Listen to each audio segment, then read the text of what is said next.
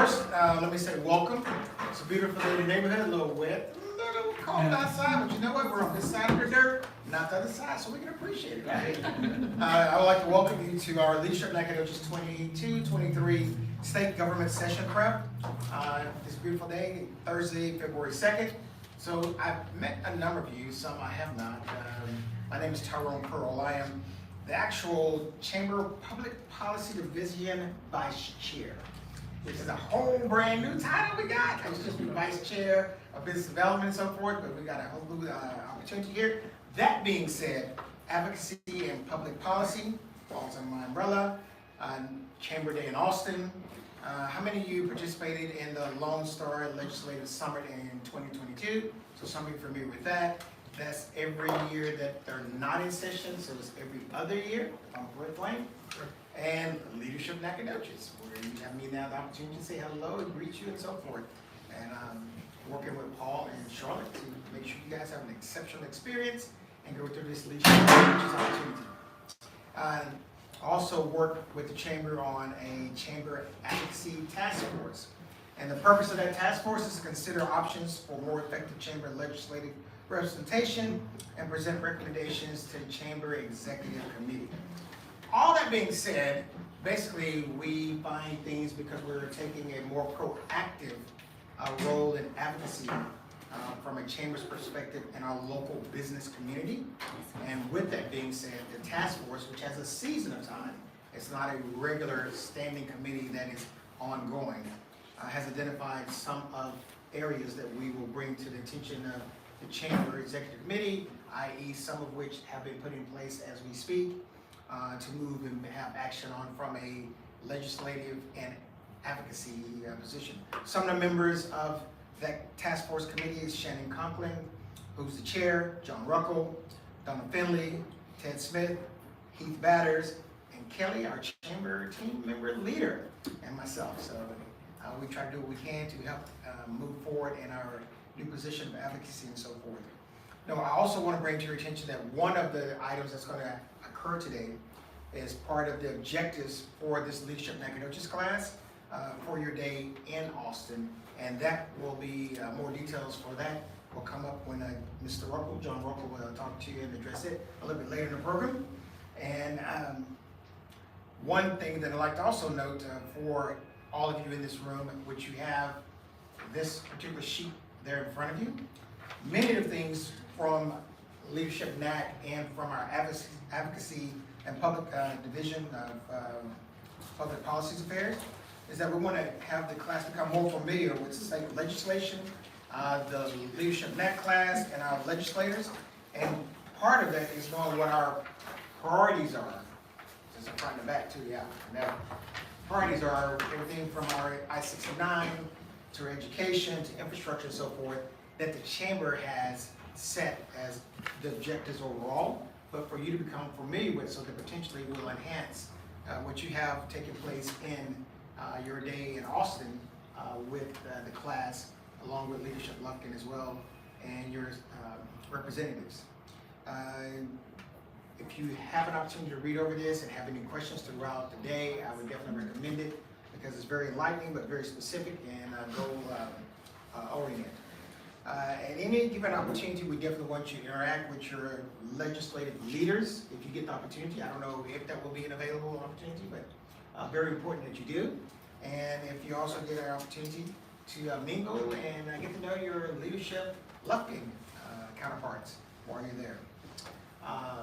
Based on that, I think I have kind of covered some items that I was supposed to address, and I'd like to welcome Kelly to visit and share and go from there. Go Kelly! You did a great job. Appreciate it. Yeah, we appreciate Tyrone. He is a man of many talents. And he's actually covered a lot of what Donna Finley might have been able to cover if she were here in person. She sends her regrets. How many, raise your hand if you know Donna Finley? Okay, well you will get to know her better in Austin. She is the owner of what we remember as Casa Tomas Sports Shack, and she also, I believe, dilly-dallies in oil and gas too. So she does a lot. In addition to that, she is part of the Nacogdoches Women's Republican Party. Did I say that correctly? And has held office positions with that group. President. So I'm excited that so many of you will get to know her a little better. She is under the weather today. She sent us a note today saying thank you for coming. She appreciates every one of you for doing this, and she looks forward to possibly working with you in the future when your government affairs light gets lit through all this process, and you might want to join us in future endeavors. So, Donna Finley, it's a great woman.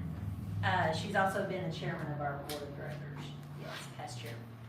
So, since Tyrone covered the legislative priorities and really did a great job of talking about our public policy division, we don't really have to talk about that. What I'd like to take just a couple of minutes to say is the chamber has transitioned over the last few years.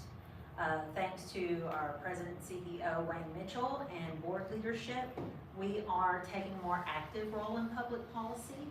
I think you guys and maybe your colleagues at work, maybe your bosses, supervisors, employers have seen the chamber as a great networking tool for your businesses. But now we can add more value to their membership by having a voice with state government decisions, local government decisions, and even at the federal level. We're making strides in that area, aren't we, Wayne? Yes. Is this something that's going to make us incredibly popular with everyone? Maybe, maybe not. Maybe some at some point, maybe some at other points. But it is a bit of a different role for our chamber. Other chambers have led the way in this area. We look to them, why not have conversations with them on how they're handling things? And then we can take that information and apply it to our community. Remember, our mission is to create an environment where business can succeed. What an impact state legislature can have on our businesses when they're making decisions that could have a problem with how our local businesses are able to operate. So that is the reason our board decided to be a little more involved in public policy. That's why we have these priorities, to be able to articulate and communicate the things that are important to our area and our locals, and therefore complete our mission. Does anybody have any questions about any of that or anything that Tyrone just went through? Wayne, would you like to add to that? Sure. And you don't have to.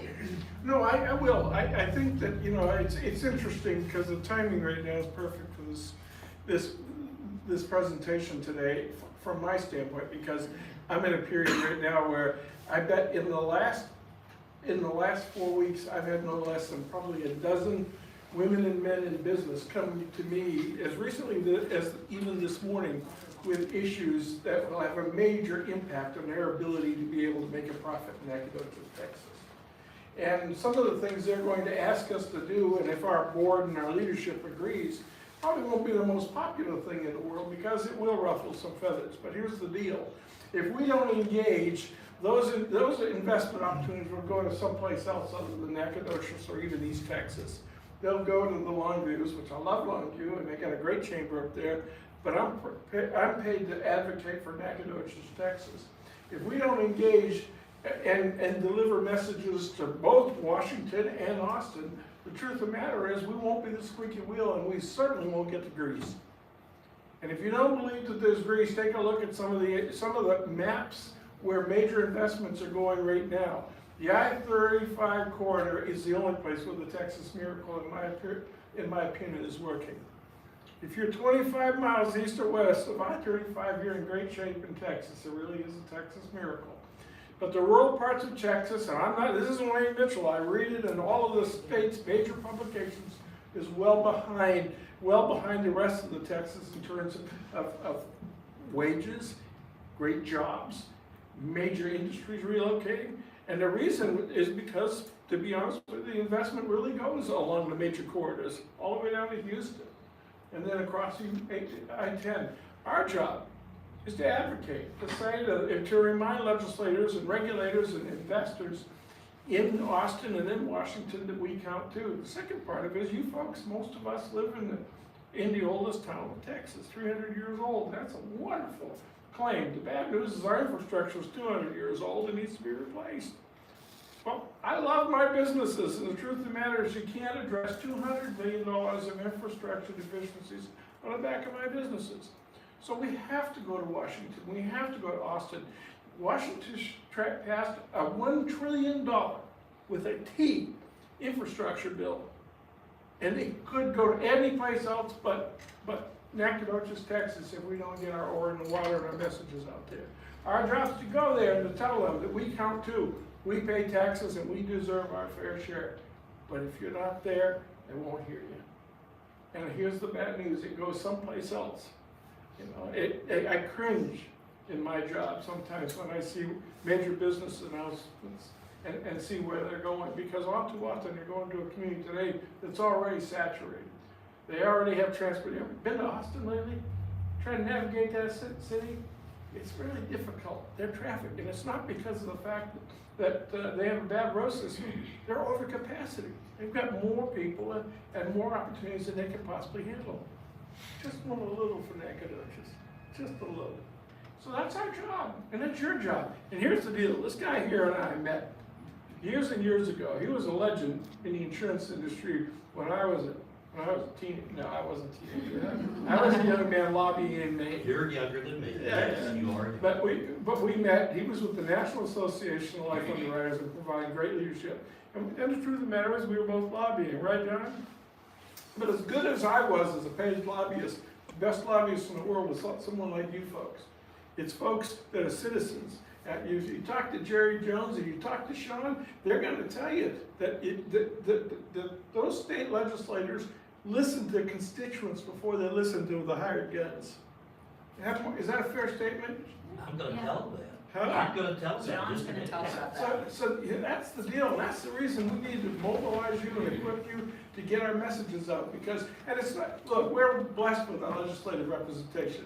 And I'm not just saying that because Sean and Jerry are sitting in the room, we are blessed. I've worked with a lot of legislators, and they're responsive and they're aware of what's going on. The bad news is a lot of folks don't know Nacogdoches, Texas. That's our job, that's your job. And here's the secret, we're all lobbyists.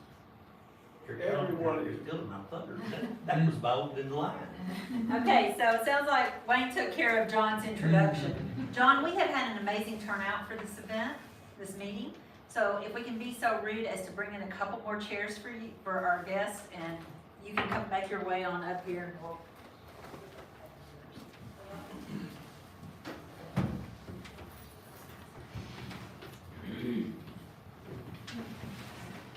I could have done that. We're just gonna set up more chairs and let our guests, looks like SGA has shown up. They were invited to join us today. That's Student Government Association, right? SFA. Fantastic.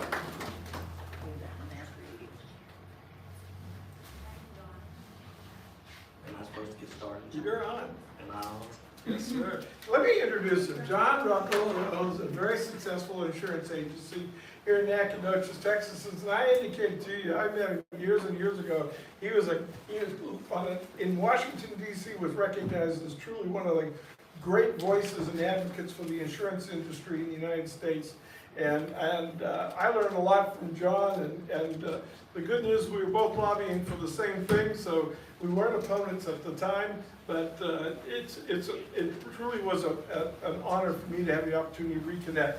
Ladies and gentlemen, would you welcome Mr. John Ruckel? Well, thank you. On your program, the outline of the program there, it says the father of the Lone Star Legislative Summit.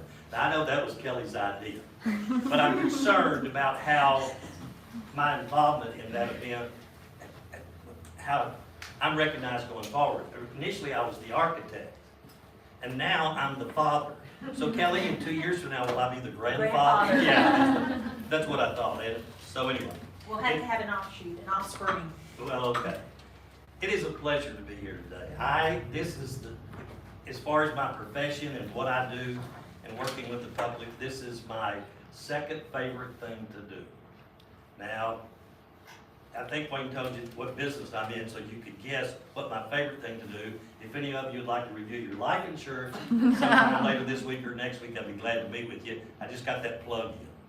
But this is the most fun that I've ever had, and I'm gonna tell you how I got into it, and the fact that you're in it. You're in it right now, by being in this room, and what you plan to do. There are a couple things. You had a reading assignment, and it was from Rick Craig, the publisher, editor of the Daily Sentinel. He shared it with us, and he got it from the Texas Tribune, an Austin rag, a political rag. And he shared it with us, Wayne shared it with me, and Kelly, and I said, Kelly, I'd like this to be a reading assignment, because anything about lobbying, well, lobbying is one term, advocacy is another. I grew up the last 54 years being involved in lobbying, but I like the word advocacy, because lobbyists sometimes has a bad connotation. But it's a good thing, and you're gonna see why it's good that you've all become lobbyists. But if you haven't read this, I recommend it to you, particularly if you're going to Austin. And then I noticed in yesterday's Sentinel, the Wednesday Sentinel, on the opinion page, the editorial page, that there was an article written by a gentleman, Ken Cook, who's the publisher of the Fredericksburg Standard. Well, that's his day job. That's what he does he gets paid to be the publisher of that newspaper in Fredericksburg. But also noted that he belonged to the Texas Press Association. That sums it up right there. I'm a life insurance agent. I sell life insurance and health insurance for a living. Some of you may know my partner and son, Damon Ruckle, who works with a lot of the local businesses. That's what I do for a living. But my other job is advocacy. And that's what this article's about. If you can get a copy of yesterday's Sentinel, he's saying, hey, this is what I do for a living, but I belong to this trade association out here, and this trade association was gonna help everybody in the industry, the newspaper industry, and a piece of legislation just died. It just died. And that's what we don't want to happen, what Wayne was saying. We want to go to Austin and to Washington. That was what went along with the Lone Star Legislative Summit. Please join us at the Lone Star Legislative Summit, where we bring Austin and Washington to East Texas. That's how we got that thing started, 2006. I'm just gonna make a quick comment on this. I don't know if Jerry and Sean are gonna talk about it. Tyrone brought it up, Wayne brought it up, I think Kelly brought it up. But this right here is real important.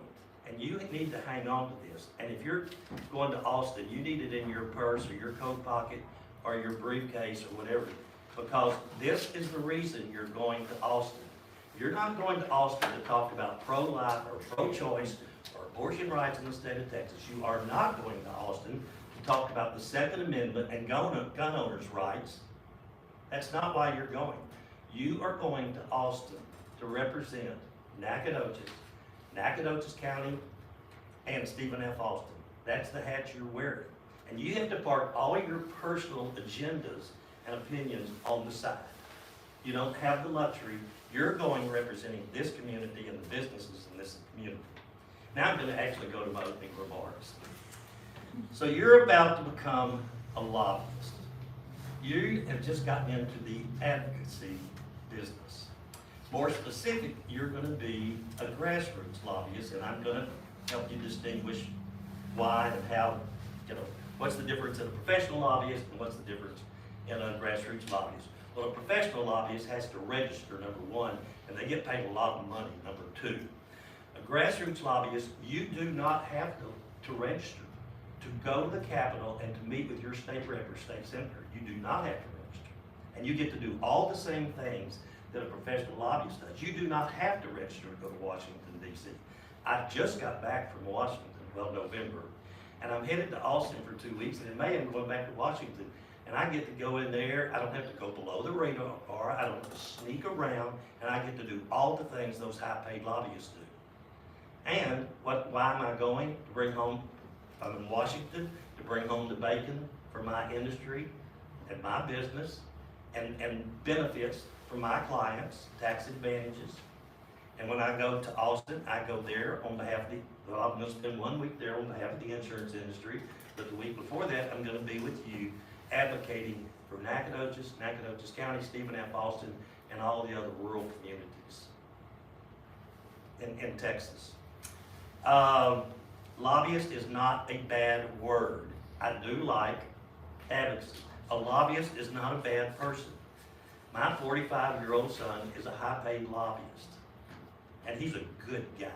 And his wife's a lobbyist, and she's a great girl, particularly for marrying my good guy son and providing me with an 8-year-old grandson.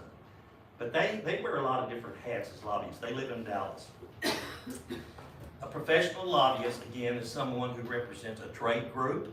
It may be a business, or it may be both. My son, Grant Ruppel, is the Senior Government Relations Officer, which is a fancy word for lobbyist, for Energy Transfer Partners Pipelines. Now, he gets along real well with the Alabama Coshada tribe, but the people at the North Dakota tribe in North Dakota do not like my son because he's the guy that got that pipeline through there near their reservation. But he represents this pipeline company. So Texas Farm Bureau doesn't like him, Southwestern Cattlemen Association doesn't like him. People with these big ranches and farms, they want to put a pipeline, they don't like my son because he wants to come through their extreme eminent domain and build a pipeline right through your beautiful farm, your pasture, or whatever. But he's a professional lobbyist, and he represents a company, but he also represents an industry. Now that's kind of what Wayne and I have done over the years, the many years that we've worked together and known each other. He also serves on the board of TexOGA, the Texas Oil and Gas Association. The former state senator Todd Staples is the CEO of it. And Todd was our state senator and later chairman of the Department of Agriculture. Isn't that right, Sean? Commissioner. Jerry. Anyway, he serves on Todd's board, which represents an industry. So he wears 2 hats. But he is a professional paid lobbyist. I was gonna refer to some others, but I won't. So a grassroots lobbyist, that's you and me. So where did the term lobbyist come from? Now there is supposedly myth, and there is supposedly fact. And I'm gonna share both with you. Allegedly, the facts are, lobbyist is a term that was derived from the Parliament in England. In about 1640, there were people that were referred to as lobbyists in England as far back as 1640. That's not where lobbyists came from. Lobbyists came from when Ulysses S. Grant was president of the United States, I think 1860s, 1870s, somewhere in there. And he would go over to the Willard Hotel in Washington, D.C. You've been to the Willard Hotel. You've had dinner there. I don't know if you had an adult beverage there, but you've had dinner there. And what would happen is when the legislature would convene or take a break or whatever, all the members of the legislature, and that's what they're called, members, would go over to the Willard Hotel and let somebody buy them a drink. Well, there were all these people sitting in the lobby of the Willard Hotel in Washington, D.C. And so somebody said, who are all those people sitting around waiting for the members of the Congress to come over and have dinner or a drink, whatever? Nobody could think of it, so they referred to them as lobbyists. They say that's a myth, but it's the truth. And I know it's the truth because I have been in the bar of the Willard Hotel buying members of the legislature drinks. So that makes me a lobbyist, I guess. But anyway, if you wonder where the term came from, that's where it came from. I'm going to give you a civics lesson. Now they taught this back when I was in school, and we had lighting at that time, and but we shared desks. They were in this old schoolhouse they called Texas history, and they would cover a little of government in that class. The Texas legislature meets every odd number of years, and they don't meet in the even number of years. That's why we have the Lone Star Legislative Summit, so we can get them to come here and meet here with us.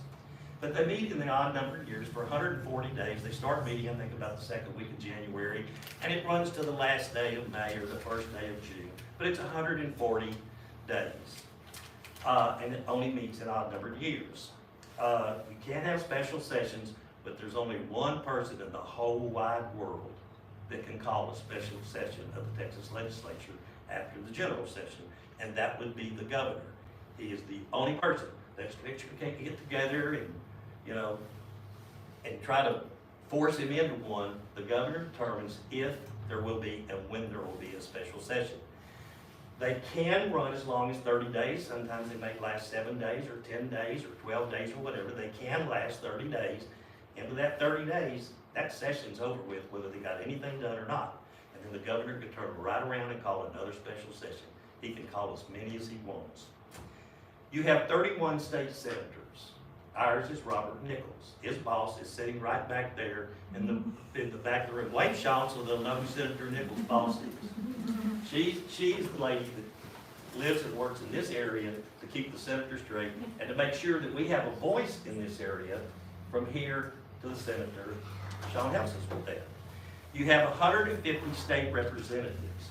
Now, if you do some math, there's about 30 million residents, legal residents, and that's important, people that can vote. There's 30 million, approximately 30 million people in the state of Texas. So if you do the math, that means Representative Clardy and Trent Ashby from Lufkin represent about 200,000 residents. That's a lot of people to be calling your phone. You probably would, Travis probably wouldn't want to give his cell phone number out or put it in the paper. But he's got about 200,000 constituents. Senator Nichols, being one of only 31, has about 968,000 constituents. And they get together about every 10 years after a census, and they get in a back room and they form these legislative districts because you have population shifts. And so they reform our state, house, and senate districts, but they also look at our congressional districts. And something happened after this last census. We had 36 U.S. congressmen in Texas. We have 38. Florida and New York have 2 less. I mean, not Florida. Florida gained.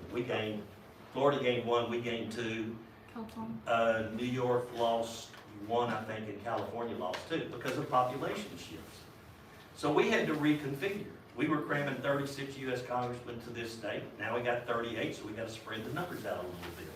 And if you look at our congressional district, which I think our U.S. House district is 17 maybe, our congressman was Louis Gohmert over in Tyler, Texas. Well, after the population shift and the reconfiguring of the congressional district, we picked up Congressman Pete Sessions. Interesting part of this, and I'm not going to try to be humorous, but the interesting part of this, I'm not sure how they came up with the configuration of our congressional district. I don't know if they were drunk. I don't know if they were lost in the middle of the night in the woods. But if you look at this congressional district prior, when it was Congressman Gohmert's district, that's House District 1, it kind of looked like a box or a circlet. There was some understandable configuration to it. Now if you look, it runs just from north of Austin along I-35. It cuts over, runs near Huntsville and College Station, and then up here to Nacogdoches and Angelina County. It looks like kind of a squiggly worm or something. It doesn't look, but that's what they came up with, and that's our congressional district, and it will be for the next 8 or 10 years until the next census. A state representative serves a 2-year term. A state senator serves a 4-year term, but, and I'm not going to get in the weeds of this is complex, he or she could serve a 2-year term. It's when they reconvene, or whatever the word is, after the census. I think they draw, don't they, Sean? You either draw a 2 or a 4, and Senator Nichols drew a 4-year term, I think. But for all practical purposes, a senator serves a 4-year term, a House member serves a 2-year term. There are no term limitations in Texas. You can run till you're tired of running, as long as people will vote for you. They're referred to as members. Representative Clardy and Senator Nichols are referred to as members. If I say, well, I need to talk to one of the members, and somebody would say, member of what? A Rotary or Pilot Club or whatever? No, I need to talk to one of the members. That's the members of the legislature, both at the state and the federal level. So how did I get started? Whew. So I belong to a trade association. I'm in the insurance business, and I belong to the Piney Woods Association of Life Underwriters. It's 1969. I'm going to college full-time, selling insurance for a living. I have a gorgeous, sweet blonde wife to support, and we were both full-time students. But I was told if I had this insurance job, I had to join our professional association. I went, we have student loans. We live in government housing. I'm selling insurance on a commission, and my wife's on work study. They said, good, you're going to belong to the trade association. So I dutifully filled out the paperwork and gave them my $10 a month or whatever it was. But we could live well in a 2-bedroom college apartment on $350 a month. That's before taxes. And $10 a month meant it's one less night we were gonna eat bologna that month. But nevertheless, I joined this trade association. And that was 1969. Fast forward, we graduated in '70. I was at a luncheon, a local luncheon. I was fresh out of college, and I was at this luncheon, they said, does anyone know State Representative Don Adams? And I went, I do. They said, how do you know? I said, well, he's from Jasper, Texas. And I'm from Jasper, Texas. And his little brother was my roommate in college. When I was in high school, I used to travel around Jasper County and put up signs. Vote for Don Adams for state representative. I know him personally and family friend. They said, would you be willing to go to Austin to escort Representative Adams to lunch? First question out of my mouth. This was probably January, February of 1971. And I said, is it gonna cost me anything? They said, you gotta pay your own gas and you spend the night, it's on you. But we want you to drive to Austin. We're gonna meet at this building where we're gonna have this luncheon. We're gonna put you on a bus. We're gonna take you over to the east door of the Capitol. You're gonna go in, get Don Adams out, Representative Adams out, not Don Adams. You're gonna get him on the bus, go to lunch, take him back. You're gonna give him one of these sheets that tells you what's important to the insurance industry. And that's it, that's all you gotta do. I'll do it. I had never been to the Capitol. I think I went to the state relays the spring of my senior year in high school, 1966, with some buddies. I think it was the only time I'd ever been to Austin. I certainly had never been to the Capitol. And I was a poor boy growing up. I mean, I knew Don Adams because his little brother was my friend in high school. But to go where the governor, the lieutenant governor, and the state representative, senator were, and to go under the dome, and this was before they had the extension, to go under the dome of the Capitol, I looked up and I was done. I was hooked. And I've never missed a session of the Texas legislature, not even during COVID, since 1971. So that's 51 or 52 years or whatever. I know it's hard to believe your parents are not even 51 or 52 years old. But I got hooked. I got the bug. And I didn't realize it back in 1971, but I had just become a grassroots lobbyist. I was there for one purpose and one purpose only, to talk to my state senator and my state representative about the concerns of the life insurance industry in the state of Texas, period. Nothing else. Not funding for Stephen F. Austin State Teachers College, what it was called at that time. Actually, it became a university the year we graduated, I think, and so our diploma was actually State University. But that's how I got started, and that's what I continue to do today in Austin and Washington, D.C. So, and that's what you're going to do, and you're going to love it. You're going to absolutely love it. It's exhilarating, it's encouraging, all the stuff you read and hear in the media about government, bad government, all this. You're going to love your Capitol and being right there under the dome and meeting with Representative Clardy and Senator Nichols. I'm going to read you something that I read. You can Google, I mean, you can pretty much find anything you want on Google. But anyway, I was Googling lobbyists. This is a quote. For our government to succeed and protect the rights of its citizens. I mean, that's a powerful statement. For our government to succeed and to protect the rights of its citizens. Lobbying is a way for our citizens to do that. Lobbyists represent the interest of citizens. That's you. You represent the interest of your fellow citizens right here in Nacogdoches and at SFA. Lobbyists represent the interest of citizens who do not have the opportunity or access to represent themselves personally to the government. You have the opportunity, and you're about to have the access to go represent however many people live in this city, 35,000, or the county, 60-something thousand, or at SFA, 10,000. Yeah, you're going to become the voice. The people in this room are going to become the voice for this city, this county, and this university. And to me, that is powerful. And what Wayne said about who Senator Nichols or Representative Clardy wants to hear from, I can tell you how to get the attention of the staff, like in the back of the room. I tell you to get the attention of staff. If you want to communicate, for example, with Senator John Cornyn or Congressman Pete Sessions, Well, what we will do as an industry, we'll drop 11,000 postcards a year. Remember Hillary Care? Do, We made sure that every member of the U.S. Congress got thousands, not hundreds, but thousands of postcards. Do not support Hillary Care. We do not want government-run health insurance. And so they see that, and they count the number of them they receive, and they put them in a shredder, or if they have, I don't know if they had shredders. But you want your letter opened, you do a handwritten envelope. You send Representative Clardy's office an envelope that is hand addressed, it's gonna get open. And that's not to suggest that every letter doesn't get open, but that will catch the eye of the staffer every time. As far as lobbying, the representative and the senator cannot know everything about every issue. I mean, are you in agriculture? Are you in manufacturing? Are you in education? Are you in nursing? Are you in insurance or whatever? They cannot be authority on every reg, every rule, every law. So they have to rely on you and me. And their staff has to rely on you and me to tell them why DOL's got a bill that's going through Congress right now. I was up there in November working on two things. One was called Secure 2.0 Act. It has to do with retirement plans. And it's a good act. And it expanded opportunities for small businesses, ways that they could set up retirement plans just like General Electric or General Motors or Ford Motor Company. That some small business owner could use these rules right here to do that. We got that passed. It was part of the omnibus bill. I wasn't in favor of the omnibus bill, but we were able to use it to get our bill through. Well, there's another one, the Department of Labor, and it's called the Independent Contractor Rule. I have been self-employed since I was 20 years of age.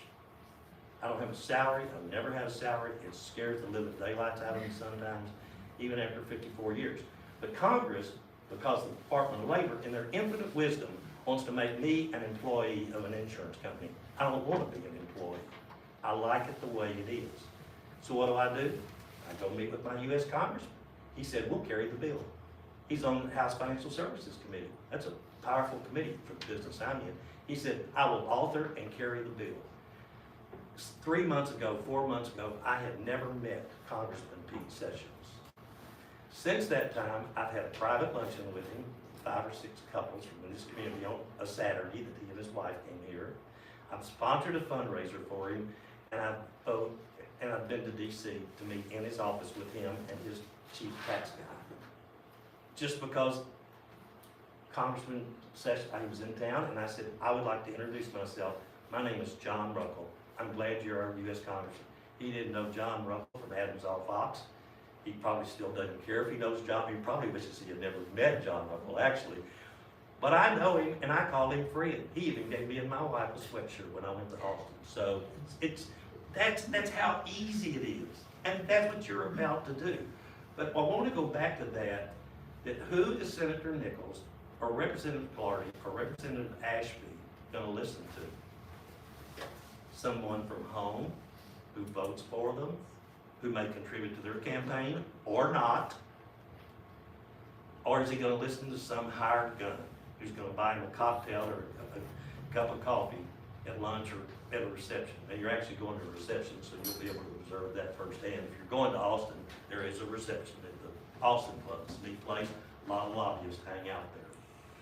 But the point is, you are the authority. You are the most knowledgeable person in the room. You know who the most knowledgeable person, and I don't know everybody in the room what your background is, but I'm gonna go out on a limb. You know who the most knowledgeable person in this room is on healthcare? She's sitting right back there. A graduate of the School of Nursing at SFA, who is now on staff in the School of Nursing at SFA. That's the most knowledgeable person. And if I was a state representative, we're talking about Medicaid and Medicare, and we're talking about availability of good health care in rural areas, I think that young lady back there would be someone, if I was the state representative, I would want to visit with her. Particularly if I wanted to know about education in that area or the availability of health care in a rural area. Am I on schedule? I think we have, yeah, you're on schedule, but Jerry Okay. and Okay, protocol. You can rest assured and there's about a half a dozen people in this room that know, I don't dress this way every day. In fact, I'm trying to remember the last time I had a tie on. I had a tux on Saturday night because I was at the SFA game. The last time I might have had a coat and tie, it might have been in the November 15th when I was on the Hill of Washington, D.C. But I wore this to kind of set an example. What's proper? And I'm not here to tell you how to dress or act or look or conduct yourself. But I am going to share with you what I learned when I went to my first meeting like this. And you want to present yourself professionally. You are there to have a good time, but that starts about 5:30 on Wednesday afternoon, and maybe a little bit on Tuesday nights. But you're going to be on Valentine's evening. But when the sun comes up, until about 5 o'clock, you need to be your best professional person. And so I just wrote some notes here. For one thing, you probably ought to shower that morning. Put on some deodorant or some food stuff that smells real good. Comb your hair, shine your shoes, and wear business attire. I always, no exceptions, wear a coat and tie if I'm going on the Hill. If I'm going to whether I'm in DC or Austin, if I'm going to meet with a member, remember what a member is, I'm going to have a coat and tie because I just think it's proper and it shows my respect for that person and the office they hold. If you have business cards, take them. I mean, if you have business cards, take them. It's not business casual. Somewhere, somebody might say, oh, we're going to see Representative Carter. We're going to go see Senator Nichols, and it's business casual. This is not business casual. It's your best professional self. And it doesn't have to be expensive clothing. It just has to be professionally dressed. And every one of you know what that is. The other thing is, Travis Clardy, I don't think this is a violation of any confidentiality because I say it to help him and he says that he's my attorney, my personal attorney. And I'm his insurance agent. And Robert Nichols is a personal friend of mine. Every fundraiser he's ever had here, I chair. He's a personal friend. And his office has been most helpful for some of my constituents and his constituents. But if I'm in public with Travis Clardy, or Robert Nichols, or Trent Ashby, or Pete Sessions, or John Cornyn, it is a senator, or representative, or congressman. Travis is not Travis to me, and if you and I are standing in a room with him in a couple of weeks, you'll see that. You will not hear me call him Travis Clardy. I'm not going to say it's disrespectful, I'm just saying I feel like for me, the respectful thing to do is to address him by the highest achieved office that he's attained. And so I would just tell you that, because some of you are personal friends of the senators or Representative Clardy. I would never call Pete Sessions, hey Pete, it's Congressman.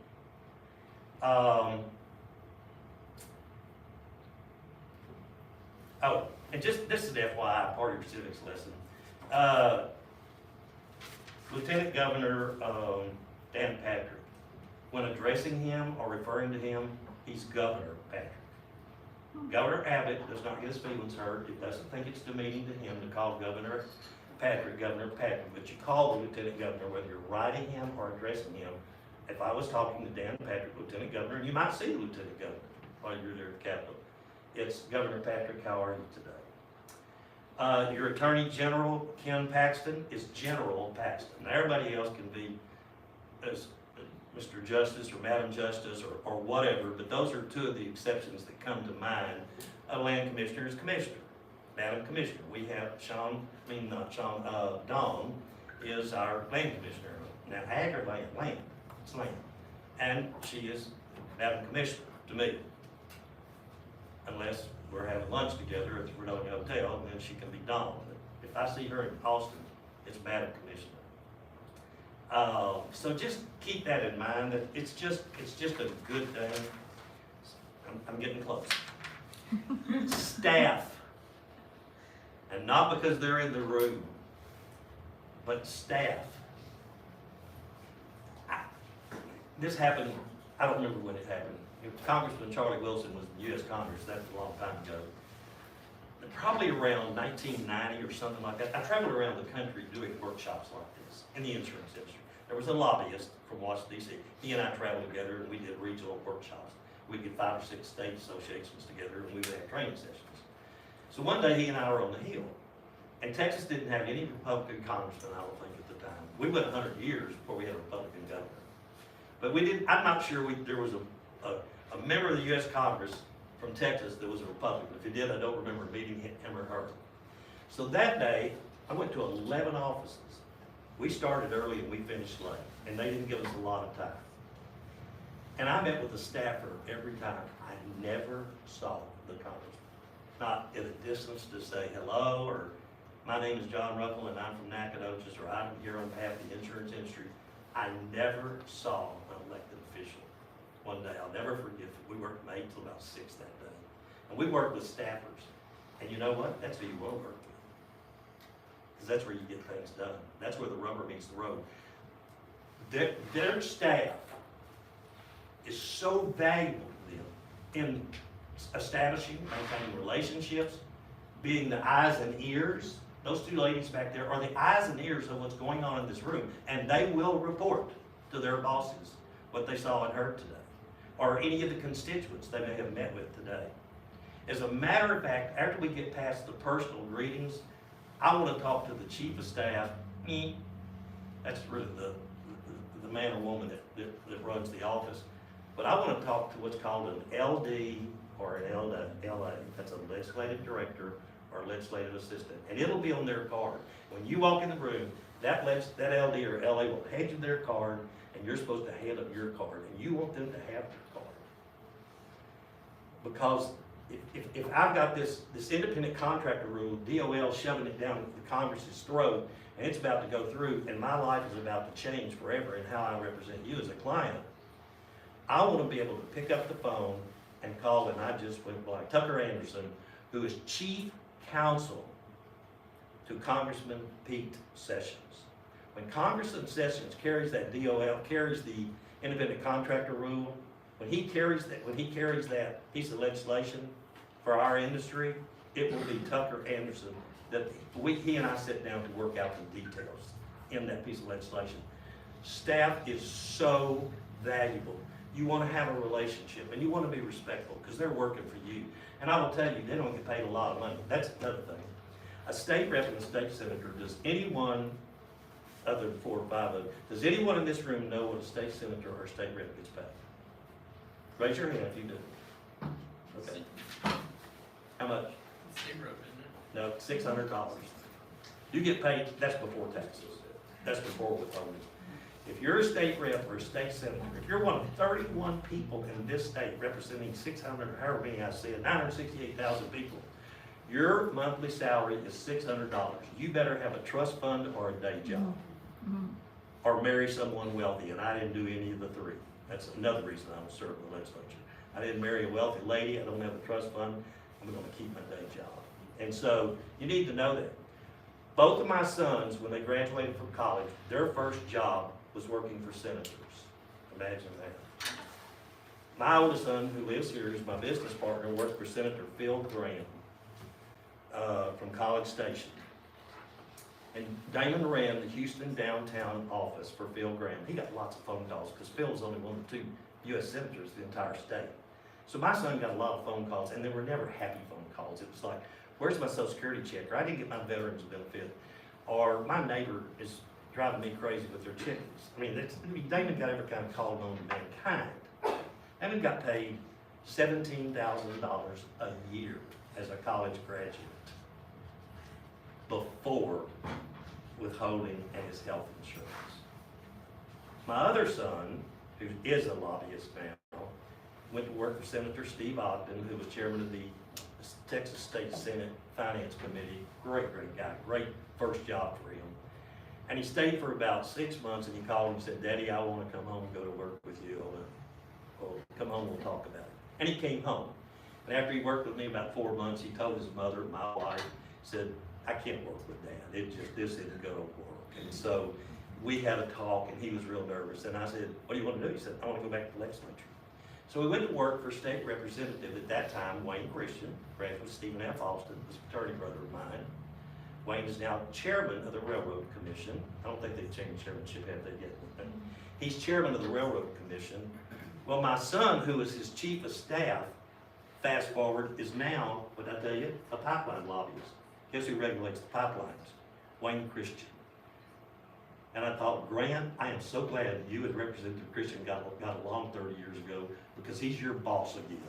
Because he regulates all those pipelines that you're out there trying to build and operate.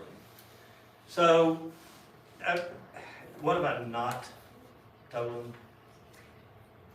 I think you've covered a lot. I think the point is, John's taken this to the nth level. I mean, you've proven that you can be a student at SFA and start making a difference in the way policy is created or not created. You can have a voice. And I think what they need to know is they don't have to go as far as you've gone, but their voice is just as important. Oh, when you walk in there collectively, it's a statement. It's a statement that these people came at their own expense, and some of them are going to be subsidized, one of their leadership class. But you came at your own time and expense away from your family, including Valentine's Day, to go to Austin to help your neighbor. That's a statement. And so I'm going to wrap it up, but the rest of the story, what you just said, I really was the second of 5 boys. My mother never finished the 7th grade. My father drove a Coca-Cola truck, and that's the truck that brought the Cokes to your school when you were in grade school. You would see this man with this yellow truck. That was my dad. Mother never finished junior high school. I came here on loans and an economic opportunity grant in 1966. And here's the rest of the story.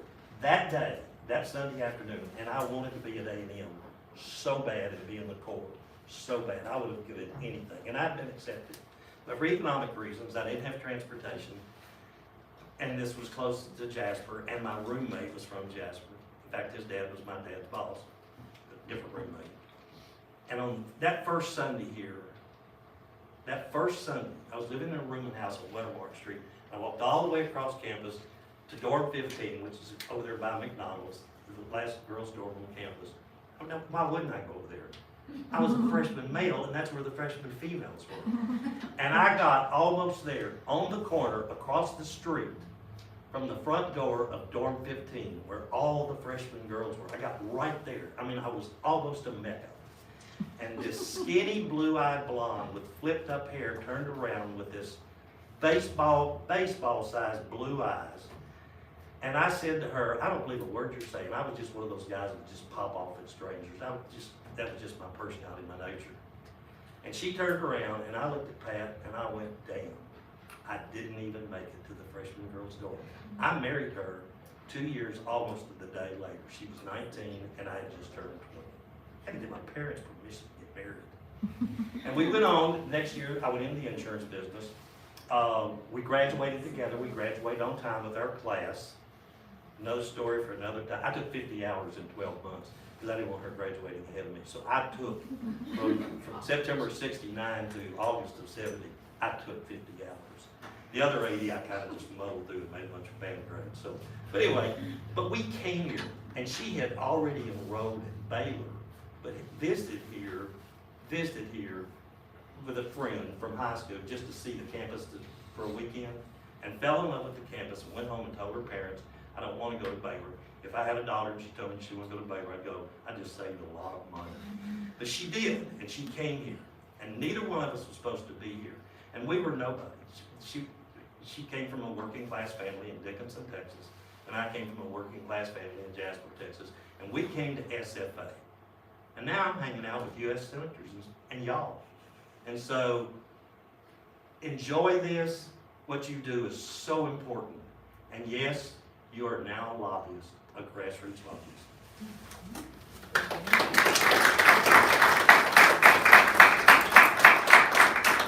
Okay, and I think we're gonna go ahead and move into our next, can you make your way through, or do you need to make your way around? Into our next visit with District Coordinator Sean Dunn with State Senator Robert Nichols' office, and District Director Jerry Jones with Representative Travis Clardy's office. Now, ladies, we have this set up conversation style. Is that okay with you? Okay, so we're gonna move that over. You guys, get comfortable there.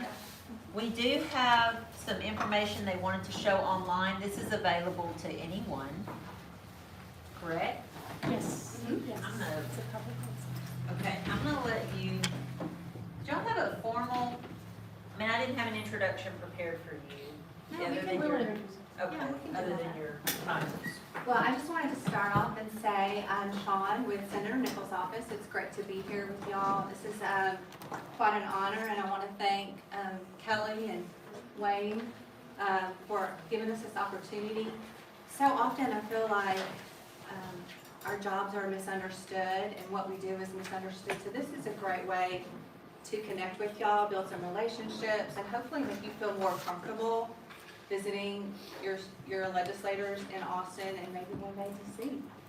So Jerry and I are gonna kind of play off each other, kind of back and forth, and then at the end, we're gonna have time for a Q&A. So I think that's really gonna be helpful. And so y'all be thinking about some questions that you might have for us, jot it down so you don't forget while we're talking. And we're gonna start with just some intros and backgrounds about ourselves and our jobs. So I've been just blessed to have this position with Senator Nichols. I joined the staff about a little over a year and a half ago, and my predecessor was retiring, so I decided to come back to the state. And this is probably the best job I've ever had. I feel confident saying that, and I definitely have the best boss I've ever had. And although I have some prior experience with the state, about 7.5 years with a former state representative now. I don't know if any of y'all know James White. Do y'all remember that name? Or so I see a couple of people shaking their heads. He chose not to run again. He's a great guy, but it's just a whole different experience working in the House side and the Senate side. And I think a couple of things that are really different that stood out for me is the Senate district is bigger, and y'all, we kind of touched on that earlier. The size of our district, we have close to 1 million constituents, and the House sides are much smaller. And so the Senate side, they have bigger budgets, bigger staff. They have a lot of committees for in committee staff for their chair positions on different committees. And you know, it's true that the senator really relies on us a lot, and sometimes we even ask for our opinion. Not so much the district staff's opinion, but occasionally we'll get, you know, asked to weigh in on an issue. But particularly the Capitol staff, you know, they really rely on their staff. And one of the things that I wanted to point out too is just to make sure you're aware, we have 5 offices, and besides the Lufkin and Nacogdoches office that I oversee, we have our Jacksonville office, which is always in the hometown. That's the main district office, the hometown of the member. And so the senator has his time off from the legislature. He's in that Jacksonville office. So he's got some staff there. It's a larger office. The other district offices are a one-man office. And so we've got another office in Lumberton, which is brand new.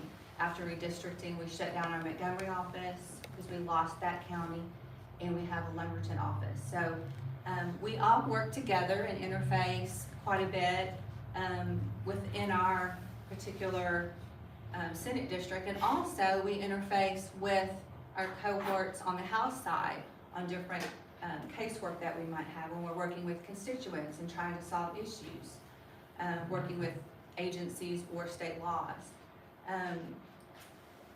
The other thing I think that's different about the Senate side is we have more the staff to do more in-depth, deep dive into legislation and issues But still, it doesn't mean that we don't want your input. We actually rely on your input a lot, which we've already discussed. But you may not know too that the senator, besides talking to you guys and our constituents, the senator relies on elected officials. He relies on stakeholders that potential legislation could affect, good or bad. So he wants to get that feedback to know what the pulse is here so he can make an informed decision and vote correctly, okay? So those are just some things I wanted to point out. And this is his 9th session, actually. Senator Nichols joined in 2006. And for this session, he was appointed Chair of Transportation, which he's been in that role for a very long time. And he's kind of known as, you know, the transportation guru. And he's also serving on a special committee, redistricting, and local government, finance, business, and commerce. And I'm just excited for y'all's opportunity to go to the Capitol. How many of y'all have been before to the state Capitol? Okay, quite a few of y'all have. I wanted to make sure that you know, besides this coming event where y'all are visiting, if you have kids, if you get a chance to go with their classes when they take a trip to Austin, or maybe you're just gonna take a family vacation around Central Texas, try to have a chance to go back on your own when you're not, you know, having to follow an agenda, and just enjoy it. There's a lot more to see and do, and it'll be more relaxed. I mean, not that you're gonna have, you know, you're not gonna have a good time when you're going to Austin this trip, but I think it's a whole nother perspective when you can bring your kids and, you know, make it a family experience. And if you ever want us to assist with that visit, just give us a call and we can help schedule your visit. We can set up photo opportunities. You can even meet with the members on the floor as long as they're not in session, right, Jerry? Or they're not too busy. I think, yeah, for the most part. I mean, you can probably do photos when they're in session. They can come outside the door. They can come outside the door. But for photos at the members' desk is what I was referring to.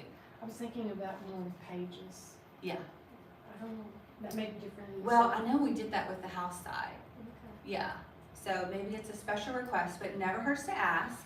So, because I could be wrong about that. But, so just keep that in mind someday. That may be something you can do. All right, Jerry, go ahead.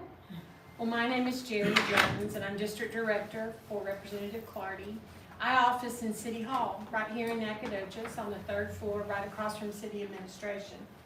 And I live here in Nacogdoches, and John stole a lot of my speech, but I'm gonna say some of it again, because I think it's good to reiterate, and maybe I'll come from a little bit different perspective as a District Director. But, I've been in the legislature now, working for a state rep for 14 and a half years. And I've been with Representative Clardy with him since the beginning, so that was in 2013, he was elected, so it's about 10 years, starting on the 11th year. Representative Clardy, as a result of redistricting, now represents 6 counties. He represents Nacogdoches County, Rusk County, Panola County, Shelby County, Sabine County, and Newton County. And yes, it's very oddly shaped, but I think he says it looks like an axe. It's appropriate. But we went because of redistricting, and we can talk about that if anyone has questions at the end, but we went from 3 counties to 6 counties.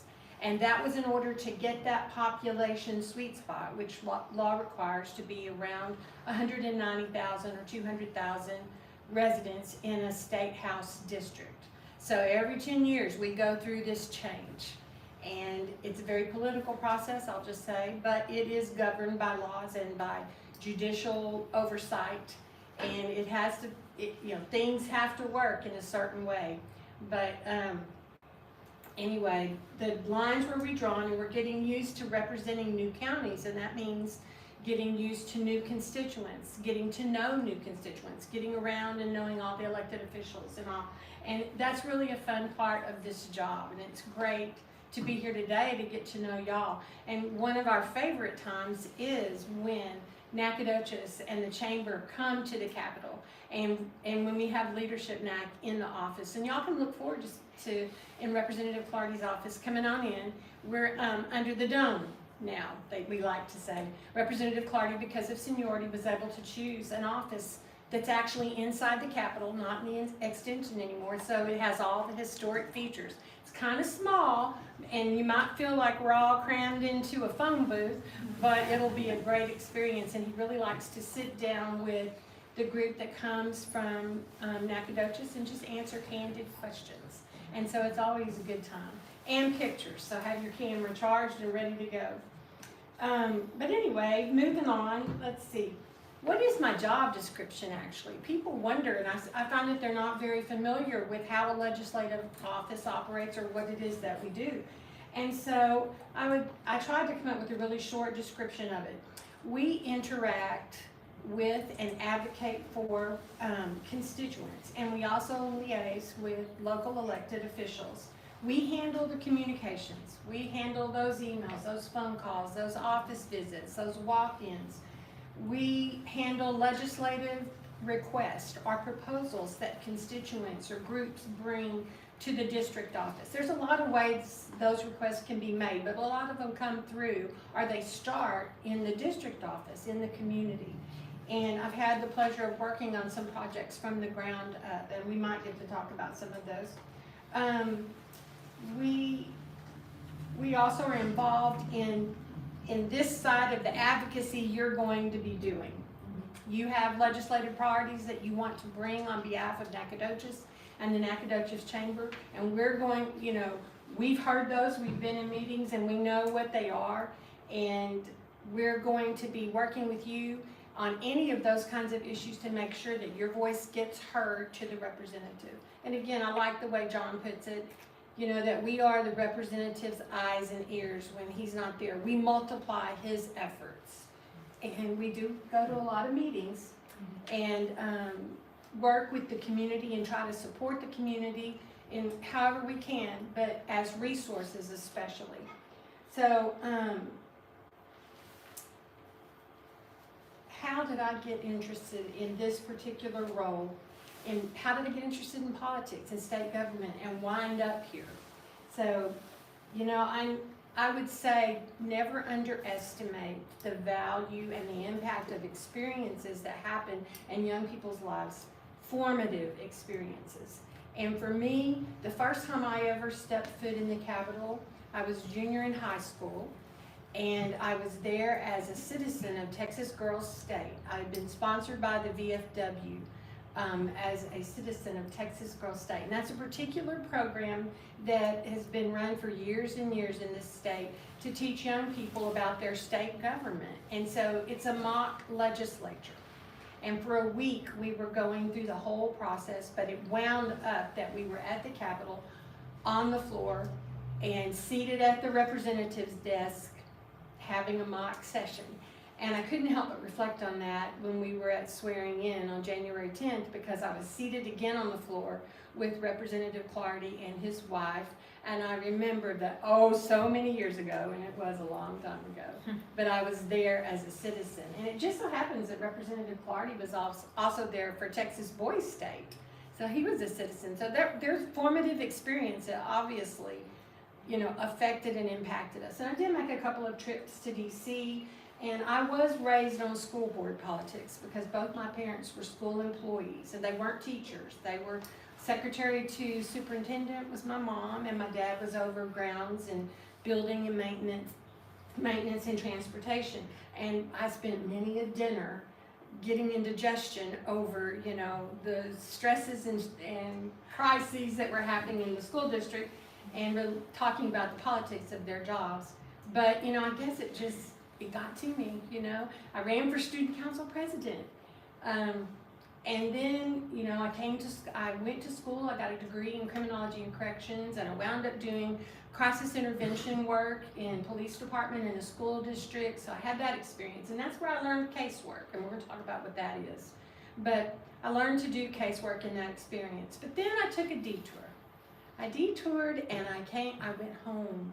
And I went home to be a stay-at-home mom and raise my 4 children, educate my kids, get that done. Got that done. And while I was doing that, I couldn't ever get rid of the bug, as John spoke of it. And so I was involved in grassroots activism at the time. I had a couple of issues that were really important to me. I got kind of connected with other advocacy groups that kind of trained us how to do what you're being trained to do today. And it just got stronger. So then I went and I got involved in a campaign. And that was in 1996. I got involved in the campaign for state representative for Wayne Christian, who was running here. And he won. And he won he won and was in office for, I think he ran until 2005 or 6 and then was out for a little bit and then came back. So I was involved in most of his campaigns, and then in 2008, he asked me to come and play a role actually in his state office as district director, and that's when I started, and that's where I've been ever since. And I'm with Sean. This is a great job, and I feel blessed every day because I just love serving. It's something different all the time, and you're going to find out why in just a second. For every state law on the books, and for every state agency there is, when I pick up that phone, it's going to be something about that. But there's so many of them. On any given day, I can go from property tax to health care to licensing. It's just, it's all over, and we're learning new things all the time. I still learn new things. I learned new things for this presentation when we were looking at this website. So I'm like, wow, and that just lights my fire and keeps me going and keeps me wanting to get up and do it every day. And people too, and the relationships that you make as you go through it, and solving problems. I like solving problems. So that's part of what we want to do. And so We want to talk we're about the going to legislative. move into the legislative session. We're just about, or we have begun the 88th legislative session. And this is my 8th session. The legislature meets, as John said, in the odd years, and we meet for 140 days. And we have a lot to get done. And I will prove that point by saying to you that in the 87th legislative session, for the House and the Senate combined, there were 6,927 bills filed. 1,073 of those passed, and the governor vetoed 21 of those. So those had to work through the process in one way or the other. They call it And- making sausage. Yeah, they do. That's a perfect- So far, this session, and we've been underway since the 10th, there's been 1,800 bills filed, and that's just in the House. Okay? Now, that's our segue. We're gonna move into the Texas Legislature Online, if you don't Okay. mind pulling that up. Yeah, I hope I can, I don't wanna get too close to you, I'm sitting on top of you, I just don't wanna walk the screen. And then Sean is going to discuss legislative process, because that's what we all think about when we talk about legislature. Okay, so this is something anybody can access, right?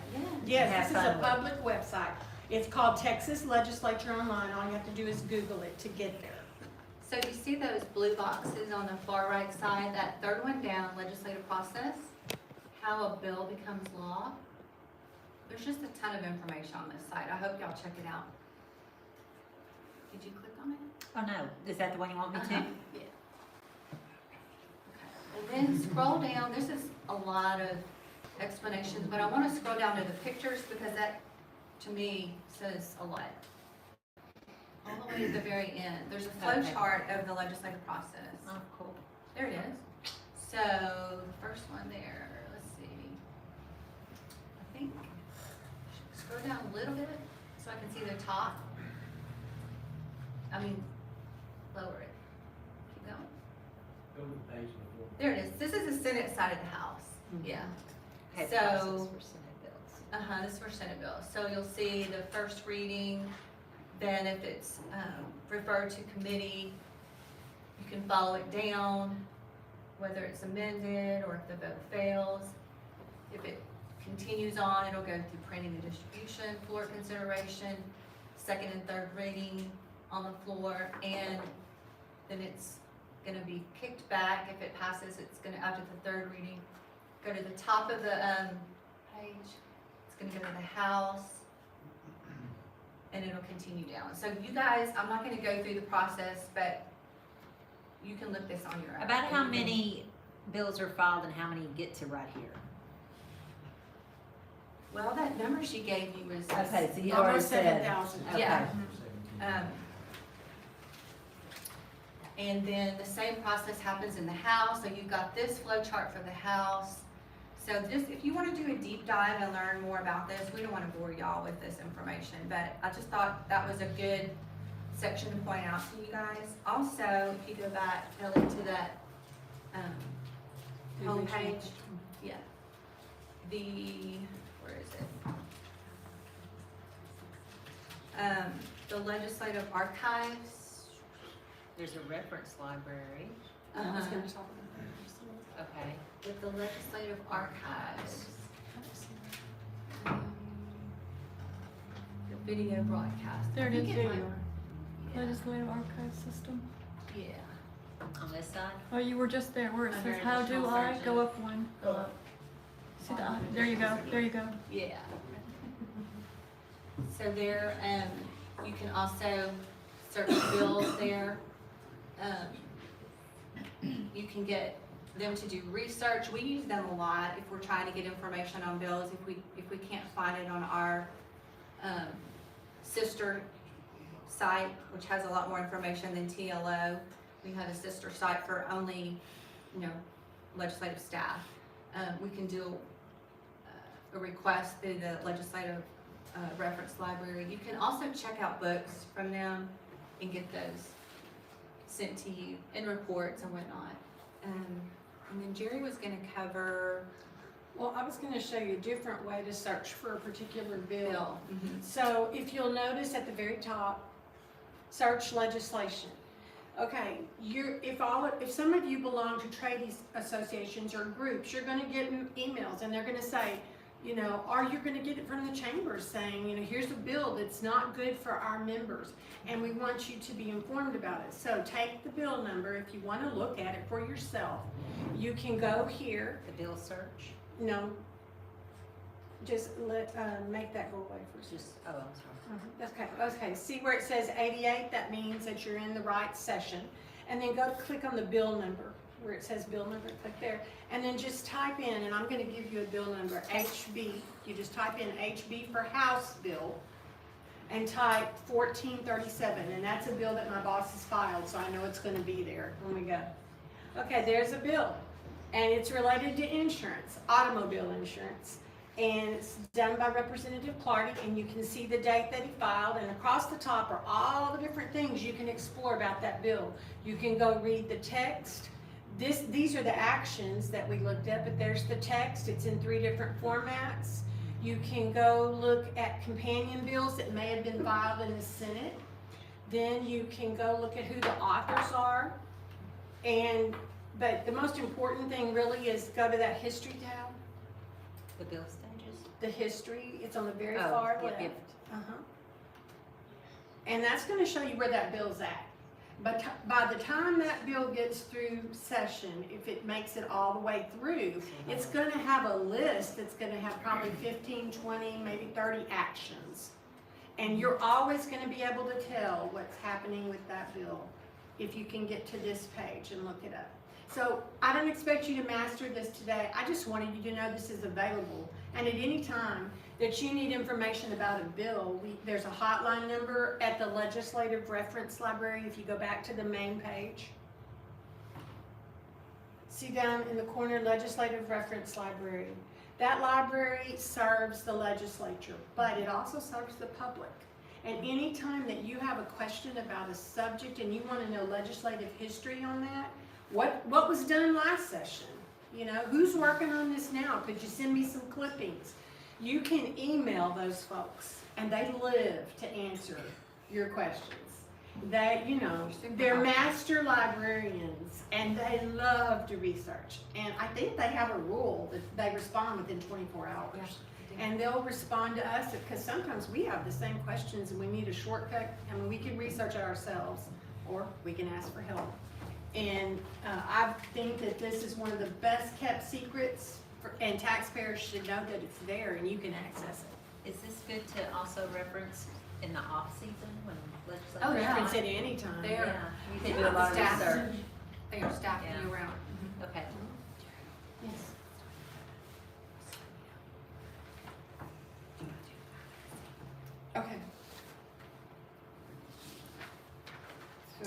you want me to move on to advocacy? Yeah. Okay, I was thinking.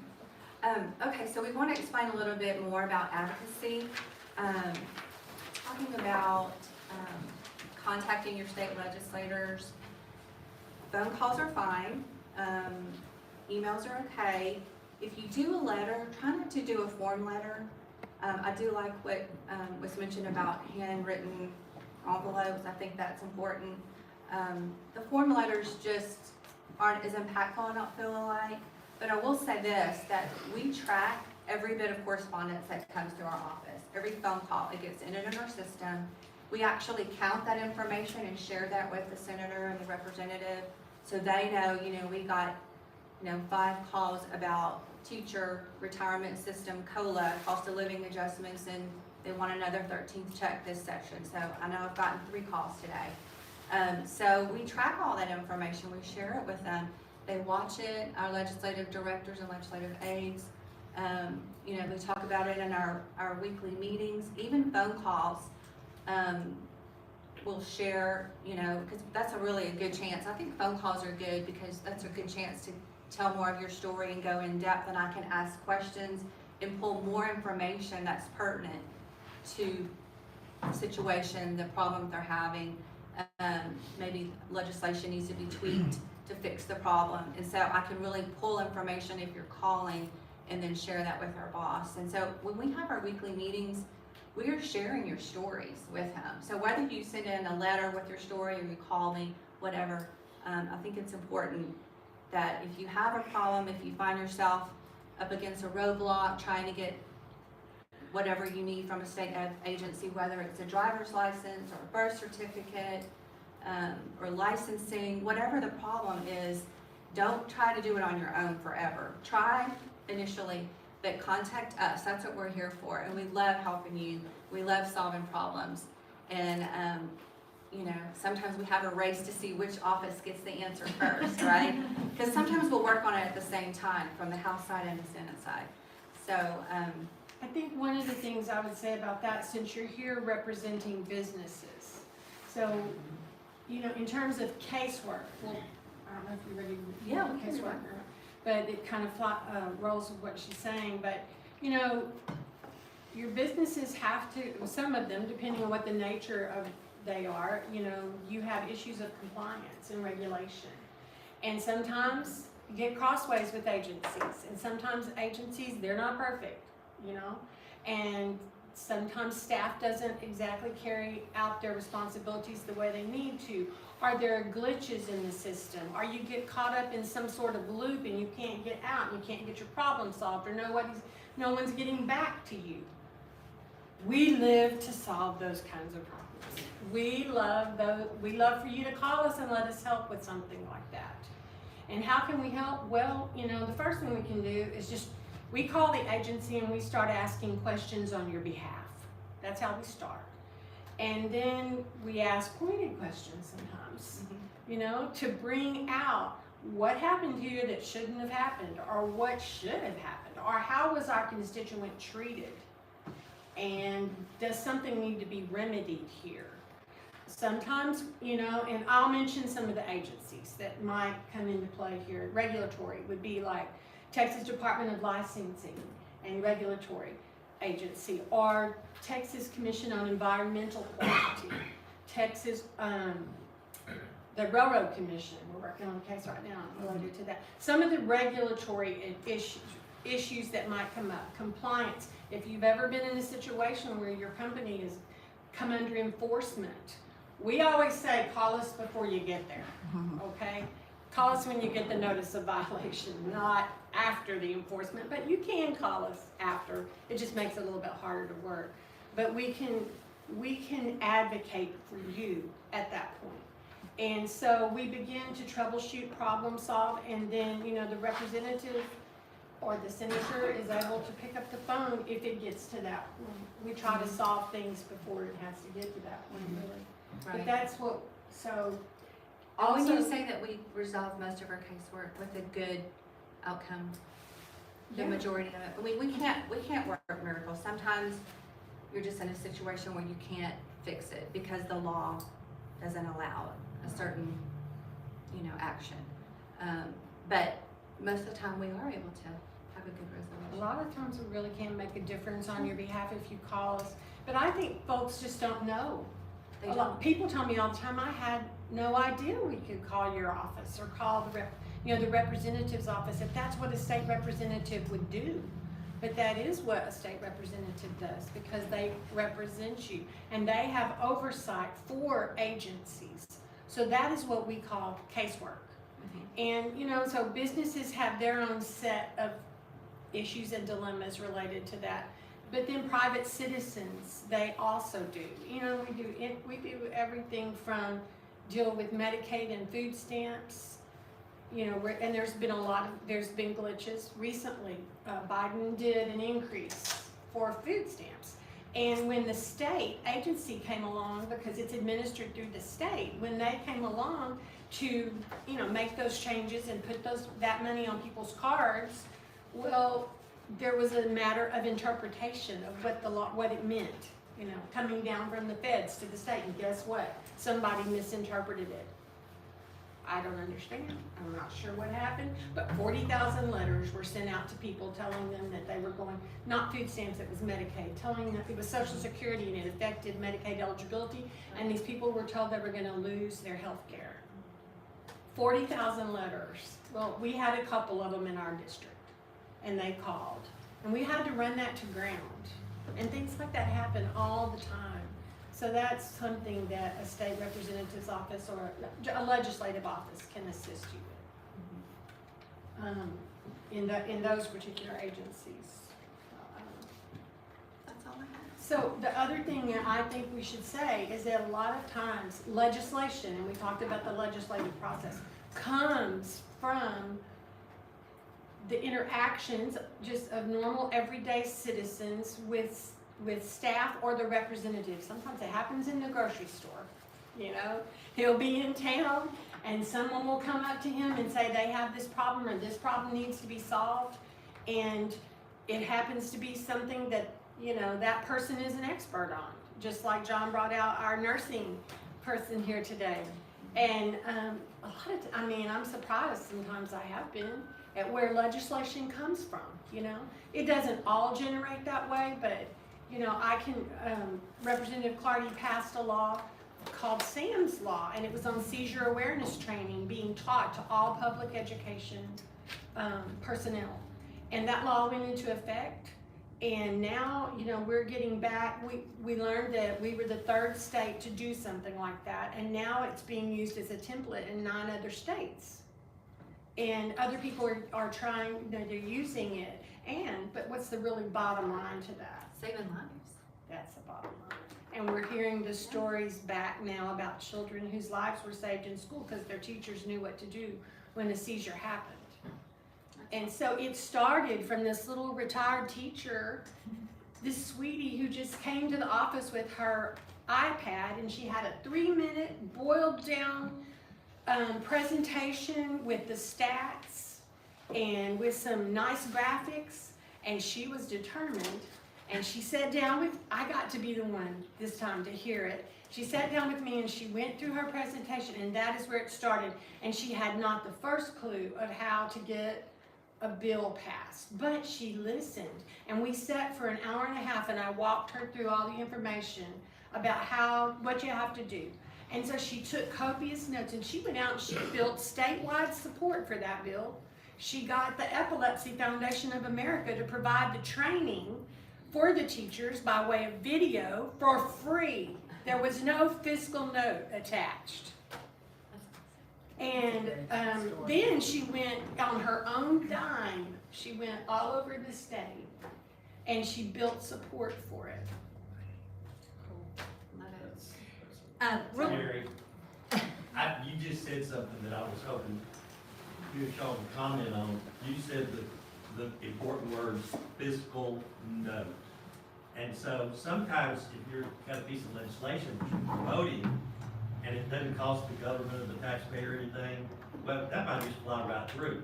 But if it's got a fiscal note attached to it, and I'll just give a quick example. We work with both y'all's offices. We wanted financial education taught at the high school level. I think you have to have 2 years or 2 classes or something. Well, there was our industry did. We wanted, everybody in high school learned how to balance a checkbook, prepare a budget, or whatever. Well, the fiscal note was, does it require additional training? Do we have to hire teachers that have specialties in this area, textbooks and all this other stuff? And some of these smaller school districts says, we cannot afford to add programs like that. Bottom line, we got it through, but the point is, you just said magic words there, a lot of people don't know about. If it's got a fiscal note, if it costs something, and it's gotta go for appropriations or whatever, that makes a difference in a piece of legislation. I just wanna point out this one part of is this the legislative activity where once the meetings start? Oh, yeah, that's when what I was does- gonna. Yeah, when does that get really rolling? Well, the Senate gets to work a lot quicker than the House.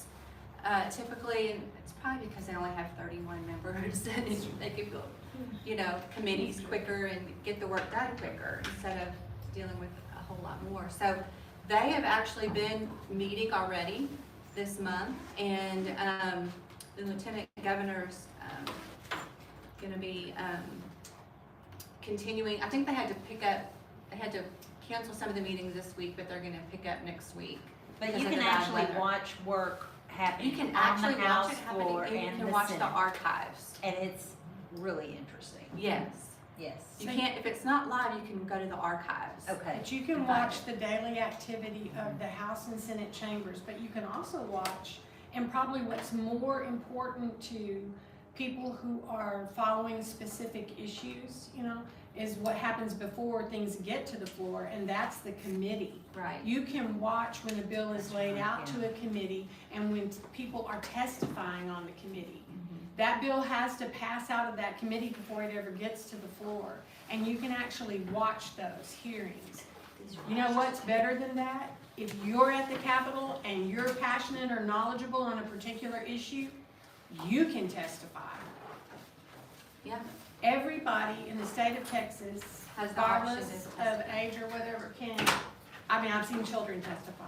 But anyway, they But you only get 2 minutes to testify. I So was you, gonna say, is it Yeah. 2 or? yes, so you have to be real precise, real succinct with your message. And They don't mess around, they go That's through if it you're quickly. following a bill, and that page, if you are interested in a specific bill, it will tell you on that page when that bill is coming to committee. It'll tell you who the committee members are, it will tell you how to email them, how to call their office and ask questions.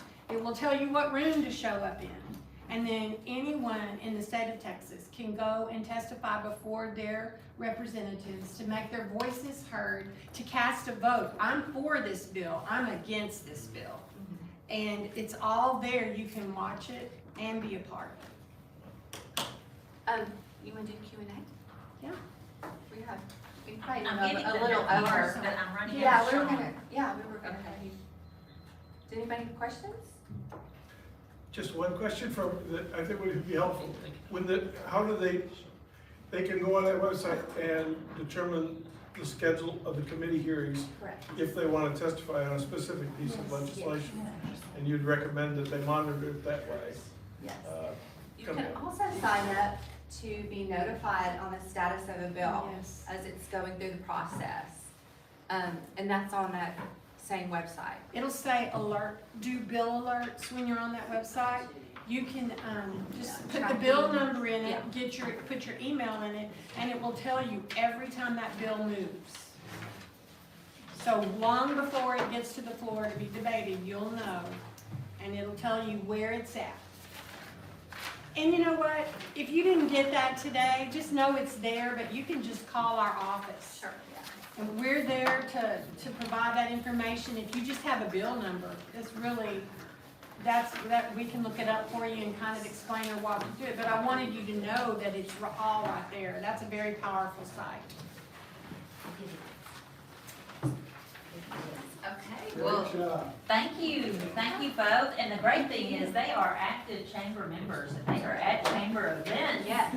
You can have FaceTime with these people of power at chamber events. Great job.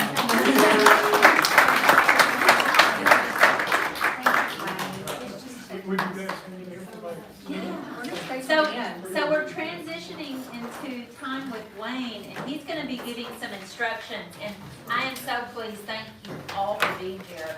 But we're gonna ask you to move some things around. Yeah, but we'll do that after we give some instructions Okay. here, we'll go from there. First of all, we're gonna, you had an excellent presentation about how the process here in Texas works, and here's the good news, I was a lobbyist in several states, and in addition to being a registered lobbyist in Washington for a period, when I owned my public affairs company for 20 years, so I have a pretty good sense. The good news is some of the legislators make up like Delaware is a good example. They have, I think, 12 members in the Senate and 30 members in the House. And you can, if you came into the lobby, then you know everybody in about a week. If you were in Maine or Texas, Maine is 151 members in the House, believe it or not, in a tiny state like that, and 35 members in the Senate. And they meet every year, so for guys like me, the lobbyists, that was a good deal, because we're going to work every year on that state on issues, because they had a short session and a long session, and it worked out really well. What you have in front of you is what we call a legislative document in Maine. Here, I think you guys refer to them as SBs, which would be the Senate bills, or HBs, the House bills. This is a real piece of legislation in front of you. It's LD 94, which is a piece of legislation that will be heard very soon in the Maine legislature on this. It is an act regarding the use of medical cannabis for minors. I don't even know what cannabis is, but that's a joke. Not personally, I don't know what it is, but I've heard reference to it. You'll have to ask Bonnie. Yeah, she's got a problem. But here's the summary of the bill in the back, and the summary says this bill is a concept, a draft, and it's a real piece of legislation that will be heard from the Maine legislature very soon. And the bill proposes to require approval from minors' primary care providers before that minor may use medical cannabis. Seems like a no-brainer, doesn't it? Well, guess what we're gonna do? We're gonna break you guys into two groups. We're gonna give you a chance to get up and stretch. And here's the deal, we're gonna cut off 1, 2, 1, 2 around the room. And the ones are gonna end up being proponents of this bill. They're gonna support this bill. And you're gonna do just as Jerry and Sean said, you're gonna go in the back, you're gonna convene for about 10 to 15 minutes, and you're gonna develop testimony in support of this bill, which would say that that they would require approval for the minors' primary care providers. And here's the second thing, that's the ones. The twos are gonna stay in here, and they're gonna caucus before the public hearing, and they're gonna come up with their arguments about why this is not a good idea. That why, now I know some of you may say, well, I don't believe that way, we don't care, your lobbyists, you're being paid to have a position regardless whether you personally support it or not.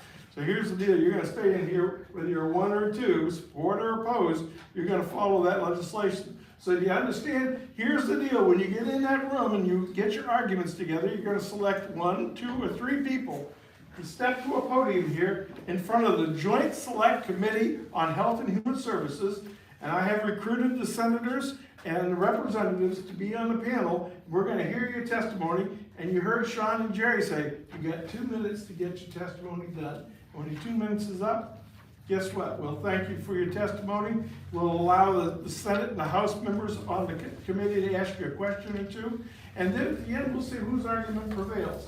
So here's the deal, let's start with 1, 2. 1, 2, 2. I gotta go. 1, 2, 1. 1, 2.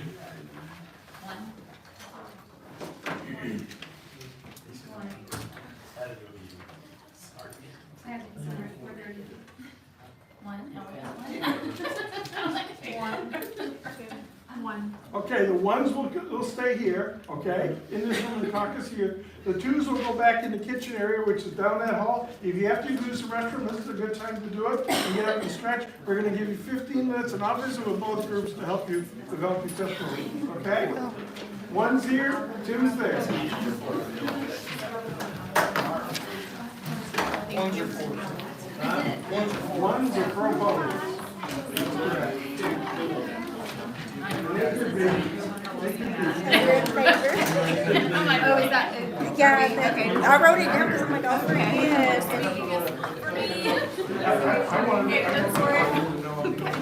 But the favor is that you're required approval from a minor before the minor may use medical. Oh, so we are paying for that. Okay, I was thinking the other way. too. On the back.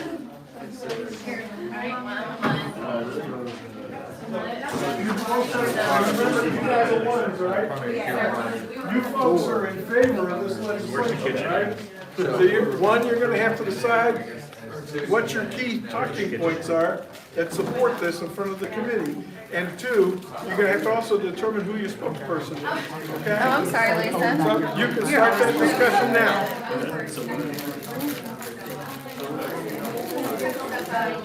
Oh, is Christy on our team? Clearly Christy can present. We already know she's very good at that. What? I didn't even hear what you said. I said, oh, Christy's the one. Clearly she can present. Because we already know you do it. I'm feeling it today. Medical provider, please. Or Johnny. Or Brent. Brent Good presenter. What's that? I said, Brent and Johnny. We can figure out our Christy, presenter. Yes, Oh, you're good. awesome. We were putting together a little rhyme. That's what we were gonna use. Are we on the front? Was this live? Okay. Are you video? So we need to watch what we're saying. Carlos, right here. Don't send me. Before this bill, Very like a meme. regarding the use of medical cannabis by minors. Who's watching this? Who's watching this right now? Oh, okay. But it's For live on posterity? YouTube. It's live on YouTube and it'll stay there. Great. Cyberspace. Thank you for that one. Okay. Why do we want this to pass? Why does this need to pass right now? Does everybody know what the proposal is? 'Cause at first, I thought we were saying, Yeah. Yes. yeah, I was like, oh, me we're too. supposed to be for this. Oh, No. But it's actually That's for the the required primary approval. Yeah, for Of the the- primary care providers to Well, like actually, right there. approve of the. Yeah, it's required. yeah. So Carlos I said that we should probably also define who is officially a primary care provider. Yeah. We were joking. Somebody. Yeah.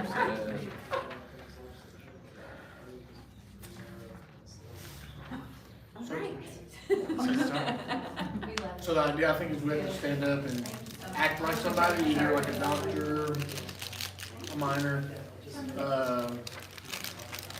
Is that the idea? Or Are we discussing the benefits of are we it getting just approved? the lobbyists, right? Yes. Yes, Lobbyists. the lobbyist, you're telling everyone, hey, this is why. This like, needs to get I- approved, Yes, so- this needs to get Oh, approved. we could role play, like you could be a minor. That's Well, what I thought we Wayne were showed But me you this only have paper 2 that minutes. says Tell me real quick. that, you know, I don't know if like you can act as a person or Uh-huh. something, but We're just acting like lobbyists. You can act like who you wanna be. You can- Well, and he did say that sometimes lobbyists are just, you're, you know, like a professional. professional that you'd be listening So, to. yeah, So you it know. could be a I like your doctor as well. doctor or. I'm So, not trained profession, yeah, but, I mean, if you could be a doctor with the story, Mhm. or you could be the child who used it and didn't, like used it thinking it was fine and then, it becomes an issue. Yeah. Don't forget this is medical, so they had a prescription Yeah, they got for it, it's not prescribed. just like, Well, so Hey, normally people buddy. get prescribed. it's not like they bought it on the is it though? playground. I mean, it's. So it's requires Colorado. approval by the primary Right. provider before use of medical cannabis, so. They could still, with the medical cannabis though, have. So we need some there's key points of obviously why we- adverse things. Want it to pass. Yeah. Because you have 2 minutes Biblicals require approval. to So present. I guess is think of 3 good points and then build from, or certain points and know what you're gonna build from there, because if you only have 2 minutes. So that's the first step, what's, Well, I think it would be, one, this would be kind of an extraordinary exception if you didn't require that. Like, if there's an actual medical purpose for this, and it's, could be considered obviously a drug in many categories, it is a drug, right? And in most cases, we're gonna require that you get a primary care provider to sign off on any drug that you take, right? So why treat this any Why would it be, yeah, why would Yeah, it be things different? important like dosage And and. let me just give you a little insight that I had when I read that LD yesterday. I wonder, what would you define as a primary care? So, they laughed at me, but I was. Did you Primary care provider? How did you answer it? Oh, I didn't say you're a doctor, your primary. You did? Okay. I mean, my mom could be considered my primary care provider. That's right, most of my mom, Parent or a Yeah. physician? And you folks are proponents, right? Yes. For the requirement You know, of approval. that may be something you might want to anticipate that the committee's gonna bring up to you, okay? I always look at the legislation and say, look, I don't think like we think, I wanna think like they're thinking. How are they gonna try to kill this bill? And you need to be prepared to answer those types of questions. Like, well, you're just the parent, so what do you know about Yeah, the medicinal value? exactly right. So, I'm sorry. So you're prepared to answer that? Yes. My kids already use marijuana, so. So, that it's still pretty experimental. There's a lot of there have been a lot of studies that have contributed to this is, No, we had a good. you know, what Still the very young. long-term benefits are, what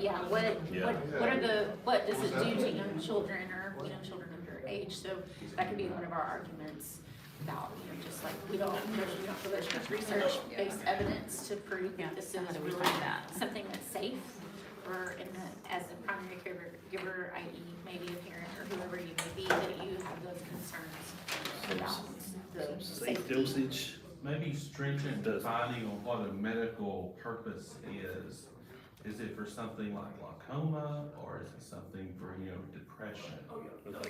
Which end of the spectrum are you can go with on how the doctor is prescribing it to use? So accurate diagnosis, is that what you're saying, to make sure it's accurate? A monitor's primary care provider is the best physician to diagnose the condition and determine if the medical marijuana will be an effective treatment. Accurate diagnosis, safe dosage, you said that. There's not enough research. Research it. We know that marijuana use in minors has led to later addiction, later problems in life. Bring something up like that. Yeah. So this is us telling the person, like, this is why we want it to be approved, like the reasons we're given? Okay. So essentially, think about it from the perspective that your kids being able to use medical marijuana without their parents' permission. And also the doctor can like monitor like how effective it is. They can like they can be they'll be monitoring how effective it is. Because if they just took it by themselves, or I mean, they couldn't really monitor how effective it is, I guess, or. So is the issue like my mom signing off on me doing medical marijuana, or is it the doctor signing off? I mean, think the doctor signing primary off. care is, to me, is the person that's taking care of you every single day, not your doctor, not your primary care physician, but your primary care I'm provider. thinking about the doctors. See, that's what, when you were asking the questions, I was like, well, we need to clear the air there. Yeah, I was thinking it was like. But then also, I would say that, I mean, that if you're a minor, I would say like privacy laws, like HIPAA But and we need to be stuff. prepared for them to Doctors Right, they're gonna say that's Right. against my privacy. So we need to be able to That counter the that parental now. gets to Right. approve or disapprove that if their child gets to take that or like, it's in between the doctor and the kid. The doctor can prescribe it. The doctor can say they need it, and they can want it, but do you have to have your parents or? But that's natural. They're minors, so their parents would have to I just want to remind naturally. you, So I'm thinking it's like. proponents go first in the testing phase. Opponents have the advantage in 1 second. Can we rebuttal? So you better be good in your opening testimony, because they get to refute, they have the advantage of being able to refute. We don't have a rebuttal. You say? We don't have a rebuttal? And remember, either have 1, 2, or 3 spokespersons, 2 minutes apiece. Do we have the opportunity to rebuttal at the end? Do we not? No. We don't in this one. Sometimes they allow that. Okay. Maybe somebody needs to get on dictionary.com and find out what the, okay. for primary physician, or primary care provider? Well, by like tax purposes, is like if you provide For like Maine. 60% of their support or something like Yeah, that. something like that. So, think It's foster defined. parents, grandparents, whoever has primary custody of that minor is the way that I interpret it to be. Right, So it would be primary care physician and then primary care provider. Right? right. But we And- still have No, physician on no. here. Is that what it says? Here we for- go. This is a Primary PCP. care provider, a physician, medical doctor, Yes, there's like if you're. Physician's not right here. but the It says here. definition of primary It's a care PCP. provider. A So look it medical, up for a me. medical professional Just who is in a case they're patient's looking first point of specific to Maine contact and for the there's- healthcare needs. The PCP is a typically doctor, such as a family physician or Primary general care practitioner. provider. That can be a nurse practitioner, yeah, A doctor or other licensed medical professional who manages a person's health care over time. yeah. How does Maine define it? How does Is what? that like Maine specifically, the state, just in case they are in there searching Maine things? But I think that word license was important. Yes, for sure. I just don't want there to be like this loophole in Maine, it's like, no, actually, it doesn't. It says in Maine, a primary care provider is defined as a licensed healthcare professional who is responsible for providing a patient with ongoing comprehensive care. This is, yep, Yeah. Screenshot that. this is include diagnosing, treating illnesses, injuries, etc. The exact definition of PARP in Maine may be found in state laws and regulations, okay. Yeah, it's still. So I would open that. Well, Maine's Frank's definition of primary care Oh, provider yeah. is this, bam. And then there's no confusion after you speak after. That's good, I'm gonna send that to, yeah. So what other Bother me, sir, I objections, don't wanna what other objections could they have? Affordability, maybe? What about a group of people who can't afford a primary care? Right.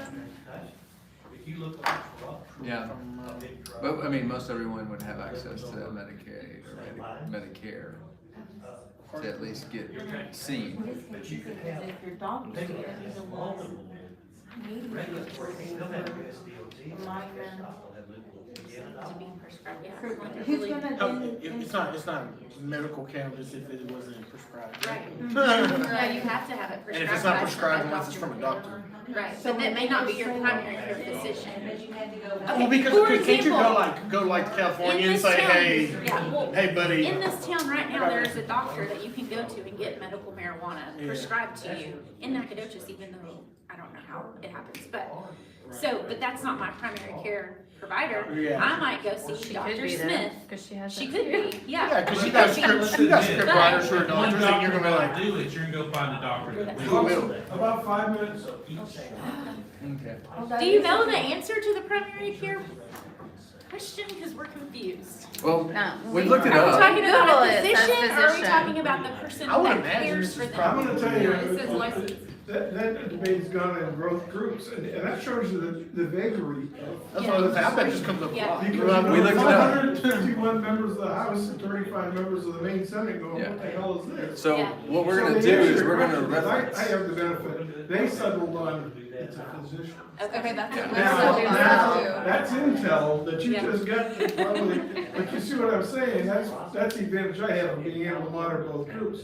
Now, having said that, I'm not sure I agree with that. And if I wanted to kill a piece of legislation, I'd say it's too vague and it's poorly written, and we shouldn't pass it, because a primary care provider could So we be, got the toast. Yeah. Well, We we didn't did, find any we reason. did look it up, and according to Maine, Maine defines like, it as a Maine sub. defines primary care provider as a licensed physician, right? So we're gonna use Move that forward. as our that's reference. that's good research, Yeah, assuming it did. we did, yeah, we did. We Googled. Yes. Our research librarian was on top of it over here. But you see, Actually, from a fact check lobby it. standpoint, I think we're how all doing serious it. it is. Yeah, I always look at where I can kill the legislation. I mean, I hate to say that, it sounds awful, but it is the way it works. You know, you want to poison a piece of legislation, just find a word that's confusing and that kills the legislation. Now, they can amend it, but. All right? So we're gonna take the 3 more minutes. stance of, You get your spokesperson or person? No. You want to get that? any organizer of ideas. That's what All right, so like 3 points, real quick. So the extraordinary exception, right? Like this would be an unusual circumstance that you would not require somebody to get a primary care provider for medical use of any drug, right? And then primary care provider being understood as Maine defines it a licensed healthcare physician is key to this. And then So also, primary does not really have any significance. primary, well, I know like for insurance purposes, like when You have to put your you have to put, PCP. yeah, who your PCP is, like, for example, with SFA, the type of insurance that we have is Blue Cross Blue Shield, but it requires that we define who our primary care Oh, provider is. yes, it has to be fun. And then, and then the other point that was mentioned was that this is very young in the research phase. Like, we don't know a lot about the use of this for minors particularly. And that more would need to be done before it could be. You can talk a lot about like the downsides of marijuana use in general, like things that can cause anxiety, it can cause, a lot of different. And just to use that in such a young person, and we're not even talking about adults here, it's children. So there's already these like harmful effects in people with adults. Also, I think if we're gonna harp on not enough research, we should point to research.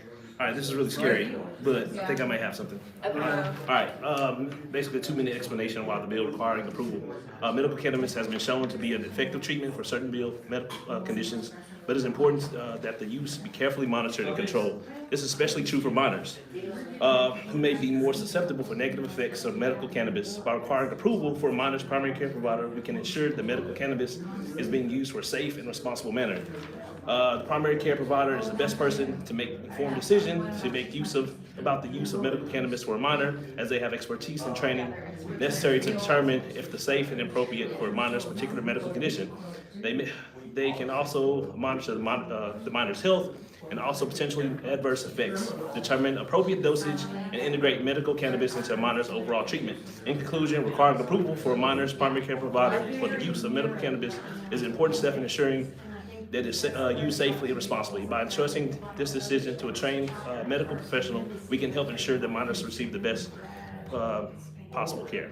I don't know if that helps us or not. This is a 2-minute speech. Basically, we fall back on like, the doctor knows what he's doing. Yeah, He should have a say so. the most educated person. All right, I'm about to send this to somebody. Now, does our that paperwork help? say minors, or does it give an age group? It says minors. All right, I'm about to send this to somebody. My phone did out. Where's this? So it could either Yeah. be babies. Is that what you did? Yes, bro. Oh, the AI typed in- website where you typed in. I literally just typed in, I need a 2-minute explanation of why a bill requiring approval for minors. ChatGPT. Yeah, bro, this is scary. I'm gonna just send this to y'all. Like, I don't know if y'all wanna use this or not, but I don't know. What's that? Like, if I was gonna have this in college, And I was like, wait, what? I would have written every paper. Yeah, that's kind There are of, some obvious things. Okay. That was pretty good. You can get into, it's hard to write a whole paper and if the person's actually reading the lecture faculty, I don't know. whoever it is. You're like, wait a second. 75% of the work. If you just change some verbs, Yeah. change some. True, you can get a good template to then work with. so if that's what we wanna use or not, but y'all can, I just threw that out there. That was my input. It's just gonna get better, that's right. Yeah, thanks to ChatGPT 4 is about to be released. It's a significant That's advance in great. technology. We're all gonna be out of jobs, but you know. Have you heard conversations between them? The GPT 3, what we're on right now, like there's conversations that the AI have had with one another, and it's weird. Yeah. Yeah, it's scary. Yeah, scary is Yeah. more probably the right Yeah, word. they should put Arnold Schwarzenegger's face on each one, just as a reminder, this is where we're going. Terminator. Terminator is what this is Yeah. gonna turn. That's crazy. Anyways, So could they come back with an objection of, that doesn't need to be for babies? I would imagine Yeah. Maine defines minor as like 18 and younger. 18, yeah, anybody. So I would Yeah. just, Right, I'm thinking about the other group though that's in there, because they're gonna be Right. looking for every objection. Because I mean, So I'm pretty sure they don't want the baby like smoking or nothing. I'm sure they Well, probably make what, another. they're gonna have to find a doctor that would sign off on it, Yeah, right? yeah. To be able to have a valid argument and be like, well, the doctor can prescribe it to babies, so like, show me one that would, you know. Yeah. Okay. but I think our advantage is that we're putting a gatekeeping mechanism in place, whereas they're not, like their whole thing is like, you should be, if you want it, take it. And it's like, well, no, we have a process here. So I think the restriction is in our favor. And so like, for example, we're like, somebody could give it to a baby. It's like, oh, no, it's like, what's that? Yeah, Like, if you're all concerned they about care that. about is killing our bill. Yeah. That's all they care about. They'll do everything they can to kill our bill. So that's all they care Yeah. about. Because they just want to be able to do it Well, without babies and minors, is that what you're having saying? a primary care provider. So what do we say in retaliation or something like that? We don't say I don't know if anything we're first. gonna give the chance. No, you just present. We go first, and then Even they rebuttal. You like, I've nominated, who nominates Brent? Hey, Mark? We love you, Brent. You're not sorry, Brent. Where's the chat GPT? Man, you know, send us here. But just, Yeah, other Yeah, people you build are it. gonna be able to say, hi. There and ask questions, like,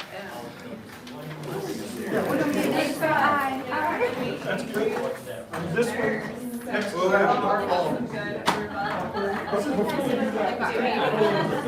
Which phone is it? No, 662. So they're, so they're gonna ask questions. For any misunderstanding. So we all agree. I'll get up there. You're welcome. Yeah. Or 662. Okay, I think we're gonna do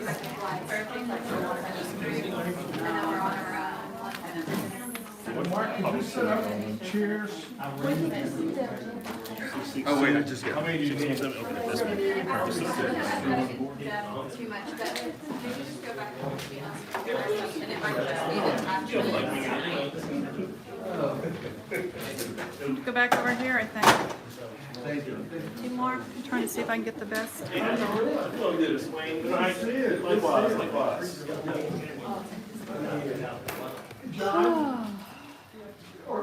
Would somebody go back and tell that group, and you join us in here, please?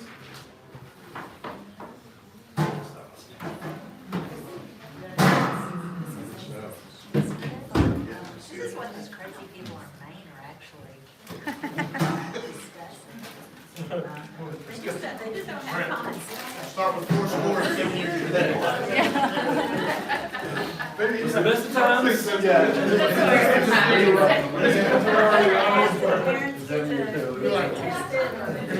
It's a long ride in, huh? Sean and Jerry, could you guys join us up here, please? We had that.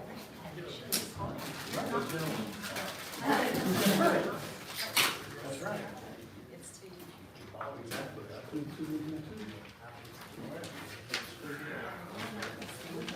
Take the cushy chairs. Yeah. Now you know how your bosses feel, huh? That's better. Yes.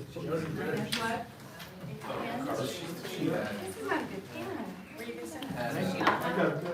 What are you looking for? There was a sheet. Grab a chair. Oh, yeah. Like, what you're gonna do. I handed out the rest of it.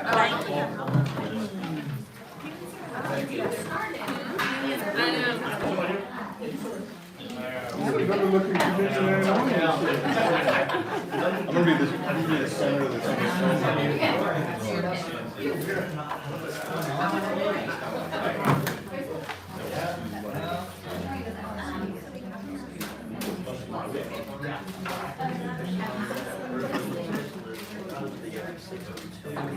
Hearing, I guess.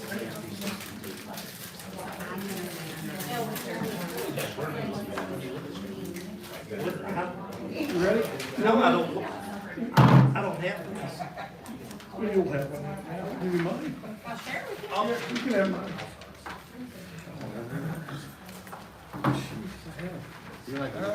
Kelly, you ready? Morning. Ladies and gentlemen, I call this public hearing on LD 94 to order. The purpose of the legislation, the bill proposes to require approval from a minor's primary care provided before that minor may use medical cannabis. So we will hear from those of you who are proponents of this legislation. Please come forward and Let yourself be heard. Thank you. I'm Brent McLemore. I'm representing Group 1 here. It's a fine group of folks. We're proponents of this bill. Our hope is that you will agree with us. So the bill proposes that we require approval from a minor's primary care provider before that minor uses medical cannabis. There are a few things that we want to note. One, we know that medical cannabis has shown some benefit and there is purpose in obviously it being prescribed, but we also understand that it's important that it's controlled, that that's monitored, and that there's a gatekeeping process there in place to make sure that it's being used effectively. And that is especially true in the case of minors. One, because they could be susceptible to those side effects, the adverse things with the use of that drug, more so than adults, and then also because there's such limited research when it comes to minors as well. So we want to make sure that there's no extraordinary exception given to medical cannabis. It's with any drug, it's going to be important that you get your primary care provider's approval of the use of that drug. And so we want to make sure that that is in place for this as well. We clearly understand that according to Maine law, primary care provider is that physician that they're seeing. And so we want to make sure that's understood as well. And that our hope would be to protect children. If they can use this drug and it provide care for them that is needed, that is wonderful, but we want to make sure it's in the right context and under the right supervision. Thank you. Questions? Yes. Questions of the committee? I got a question. Yes. Aren't you concerned at all about marijuana being a gateway drug to other drugs? And that this could lead down a slippery slope of youngsters getting addicted to other drugs? Yeah, and that's one of the reasons why we think this is an important piece, is that primary care provider is the one that has the final say on whether or not to prescribe this.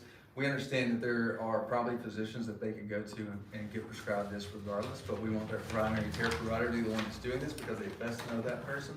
And they also are the expert in the field. They know the research and what it's telling them. And so our hope is that with them being the professional that they are and having that specialized knowledge, they'll be able to make a right decision for that person. No, what kind of training are the doctors getting? Yes. To learn about the benefits of medical cannabis. Yes. Well, there's probably a few things. My expectation would be, and my hope would be, that obviously that they're aware that this is something that's happening and that they're being informed by their professional associations and that for their own licensing purposes and accreditation purposes, that they're staying on top of this, right? That they know what the research is telling them and what how best to care for their patients as a result. So let me understand that you're supporting this legislation and you're advocating that the primary care provider would be the person determining if the minor would have treatment. Who are you defining? Who is the primary care provider? It is the physician. Parent, guardian, physician? It is the licensed physician, yes, sir. So according to the way it's understood in Maine and the way it is understood within our context here, it is the physician. Think of a hypothetical situation. Yes, sir. My children, one of my children's divorced. And let's say that my child, my son, is a proponent of what you're a proponent of. That the primary care physician would be the determining person. And my former daughter-in-law is opposed. So how do we resolve that issue where you've got two parents, different households? One says, we're leaving it up to Dr. Joe. The other one says, I'm making that decision as the mother. How do we resolve it? Yes, that is a complicated situation, sir, and I would say that as far as how this bill addresses that,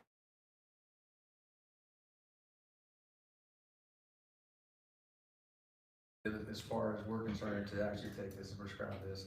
And then from there, we have to depend on the other processes we have in place for civil disagreements such as that, and how that would process out would be different than what we have put into this bill. But there's already a process in play for that, because it's not, that situation is not unique to this bill or to medical marijuana or cannabis as it's listed in this bill.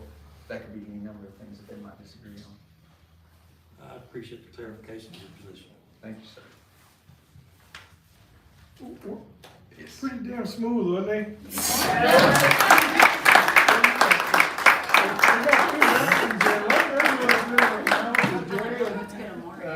Jerry, based on what you guys have witnessed, how would you evaluate it? He had such poise. Yeah. He really did. And did that question from John throw you off a little bit? And was that true? Slightly. You did, Yeah, that was smooth. Yeah. That was a good question. I was like, well, I was just trying to figure out how I could say what I ended up saying. It was like, oh, there's anything, you could put any number of things into that scenario other than medical cannabis. But it's a very real situation and it's a very complicated situation. So that makes it very awkward for me, honestly. I would have to say the way you think on your feet, the way you responded to that, I took a real life situation and threw it at you, and it's, and it would be very controversial. I could defend or oppose either side of my question. Right.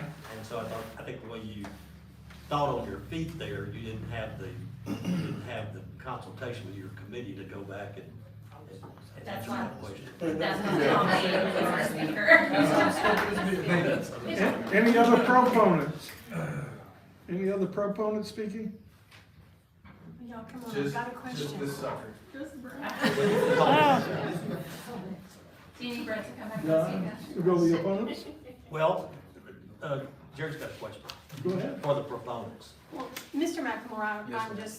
I'm wondering, you stated in your testimony, and by the way, thank you for your testimony, and we're glad to have you. This is your capital, and we're glad to hear, what you have to say today. Thank you. But I was concerned because I heard you say, we have to really be careful. We need a gatekeeper type situation here because there's limited research for the effects of medical cannabis on minors. And I'm just thinking to myself, well, if there's limited research, why would we want to move forward with this? I mean, these are children. Why would we want to go forward with an experimental type situation? Can you reassure me about the research that's there and that it's not too limited? Right. It seems like we would need, A little bit more time.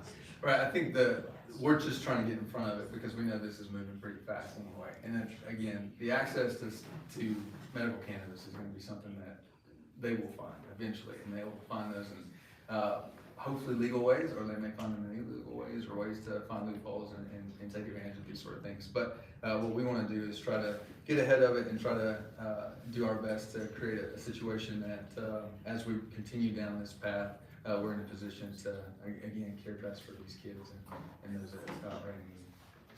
thank you. Thank you. I don't know if the committee would agree, but I propose that we devote some funds to do a study of the effects of, or pay a committee to do a study on the effects of medical You marijuana. damn Democrat. I moved here from Texas, and we don't do that in Texas. We did. I would think that the committee would want to take that under advisement, maybe get our staff to look into it a little bit more. They've not requested a fiscal note to be attached to this, and we have limited funds to take care of all the people of Texas, and so I don't disagree with you, Adam, but Now, freeze. This may be a good strategy on part of Sean and/or John in cahoots in this committee to kill this legislation, because they put a fiscal note on this bill that your colleagues aren't gonna go for, you just killed the bill. So that's one of the strategies you have to be sensitive to, and, you. At that point, can I say, no, that's not necessary? That may very well be. What I also liked about it is you were pretty confident in your responses to all the questions so far. Yeah, I'm shaking in my boots. No, you really are. And what I loved about it was the one thing these guys will tell you, the one rule that's absolute. How many times can you lie to a legislator? Just don't do it. That's it. You're one and done. I watched lobbyists that were lobbying for 20 years make one mistake at that podium in responding because they thought that they were smarter than, and they faked the answer, and that was the end of it.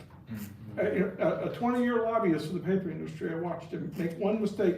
If you don't know the answer to a question from the committee, say, I'll get back to you, Senator, I'll get back to you, Representative, and get back to them above all. Absolutely. because that's the key. You know, everybody in this room is, on this table, including him, by the way, he was a lobbyist for the oil industry, so, for a period of time, so, everybody's had experience in this thing. One and done, that's the rule in lobbying, that's the reason, bad lobbyists don't last. Is that a fair statement? Oh, yeah. That's why I didn't What'd you last. say? Bad Yeah. lobbyists. I was sorry, do what? Bad lobbyists don't last. Oh, no, yeah, you get one mistake. Yeah, you actually don't get one mistake. You're one, like Wayne said, you're one and done. That was a great job.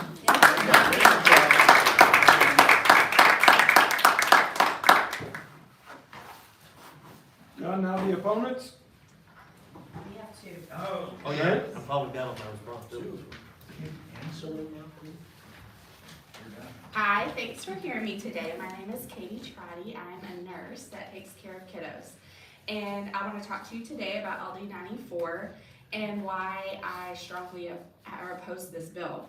So we know already that in Maine, cannabis is legal. So recreational use of cannabis is legal for 21 years and older. And also we can currently prescribe medical cannabis use for minors with only one physician signing off.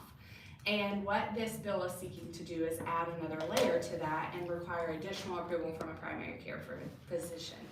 But unfortunately, like 33% of Americans don't have primary care physicians. And so we take out the ability for those kids to then get access to this treatment that they may already be getting for whatever condition they have, just by adding this layer of approval that perhaps another provider's already decided that they need and that's safe for them. Also, and really to my final point, the American Neurology Association is full of good, solid neurologists that have decided we can use cannabis for this treatment of things like seizures or other neurological disorders. And to add in a primary care provider's approval, we are undermining their authority as practitioners that are actually licensed at a higher level to make that decision for their patients. And so that's my thoughts of why we should oppose. So let me be clear. You're opposing the prescribing of cannabis for minors, yet they already have access to it. No, I'm opposing the bill that adds another layer of, Oh, okay. yeah, I'm opposing that we add another checkpoint where primary care providers have to approve off on the prescription in addition to another provider that's already prescribed it. What would be an example of another provider? A neurologist or perhaps a psychologist maybe, or really a psychiatric, like a psychiatrist, maybe has prescribed this in an independent, like a more specialized care with the kid. And then we're saying, okay, I already am under the care of this neurologist or this psychiatrist. Now I need you to go back to your primary care provider. And I do understand the primary care provider has the central responsibility for overseeing the whole patient, but the specialists are also working in conjunction with those providers all the time anyway. What's your position on nurse practitioners and physician assistants? No. What's your position on nurse practitioner or a physician assistant? That's an excellent question. So if we pass this bill, then we have to consider, do those people have prescriptive authority also? So are we only gonna allow primary care providers that are MDs to prescribe? Are we also gonna allow PAs and NPs to prescribe? So it again creates another group of mid-level providers that may or may not have access to approve off. So let's say we have a kid from a low-income community that their primary care provider is an NP, they got prescribed cannabis by a neurologist, then they have to go back to their primary care provider, but their primary care provider can't actually legally do it because like most things we know prescriptive authority will be limited in those groups. Then we're gonna have to go find an MD, another provider. So it's just another barrier. What about parents overruling the primary provider? Parents can overrule, parents still have authority over their kids. They can overrule any provider essentially, ultimately, and get to have some authority in treatment. But that is not the issue at hand with this bill. What if a welfare authority got into play there and said that, I don't think this is in the child's, you know, that they've done a home visit. Sure. And so you've got someone from Texas Welfare Department going and checking on a child, and I don't think that they should be allowed to be treated, and the parent says yes, or the physician says yes, how do we? I think that's a super valid question that you have. I don't think it's related to this bill specifically. I don't think that adding another layer to the checkpoint for prescriptive authority is gonna make a You do difference. realize I'm the chairman of this committee. Sorry. You need to consider a committee substitute. Do you feel that a nurse practitioner is equipped to make a decision on prescribing cannabis for a 6-year-old, a 7-year-old? That also is a great question. As the law stands currently, I'm not sure what the prescriptive authority for NPs are in Maine for cannabis, so I'd have to look that up. However, as far as proposing an approval from the Can I freeze you right there? Yeah. That was excellent. That was you didn't have really an answer to the question, but you're gonna research it, you're gonna look it up. Great response, rather than fake it till you make it. Yeah, I don't know. That was good. So yeah, I was just gonna say, I don't know what the prescriptive authority is, but I don't, again, think that's not truly the issue right now, and just saying that we need additional approval from a PCP, it's not specific to if we're doing a level or an MD. That's good. Other questions? Let me just pause here. One of the advantages that we have, those of us that lobbied in Washington, is that we would often go to Washington knowing when the public hearing was going to be, and we do exactly what Sherry's doing. The people we'd bring into Washington testifying a piece of legislation would go through a role play just like this, so that when they got in a hearing room, it was second nature to them, and we would ask them the toughest questions we possibly could to rehearse the answers and to see who melted under fire. There were certain people we brought into Washington we'd never let get to the podium. But these people are poised. Are you impressed with what you see here? Yes. I Well, mean, you know, regardless. I will tell you this, and I think you do this, that once you get on the national board, we have local associations, state associations, 50 states, so we have one national board. You go through the media training. I mean, you go. I'm not interested in doing this. What you did, the way you responded to that question, as to Wayne's point, it would appear, I mean, they literally tell you how to sit and button your jacket. You'll see news commentators, you go, their jacket's buttoned and it's pulling. Why are they doing that? Because they were trained to do that. And what I loved about you compliment the question even though you really thought it sucked. I mean, the truth of the matter is you didn't, some of those questions were not terribly friendly. And you gave an answer. What was the concept of that, Mark? Blocking and bridging? Blocking and bridging. It's a concept that we're taught in that media training, of blocking the unfriendly question and bridging to the answer you want the audience to hear. Blocking and bridging, and we utilize and we practice that. But I mean, listen, all of you, I think you've become convinced that any woman or man in this room today could be an effective lobbyist. All you need is the training and the tools and the messaging. You know what? I'm undecided. I don't know how my committee colleagues feel about this, but right now I'm undecided on this legislation. Well, I think they have another. You do have another one. Yeah. Great job.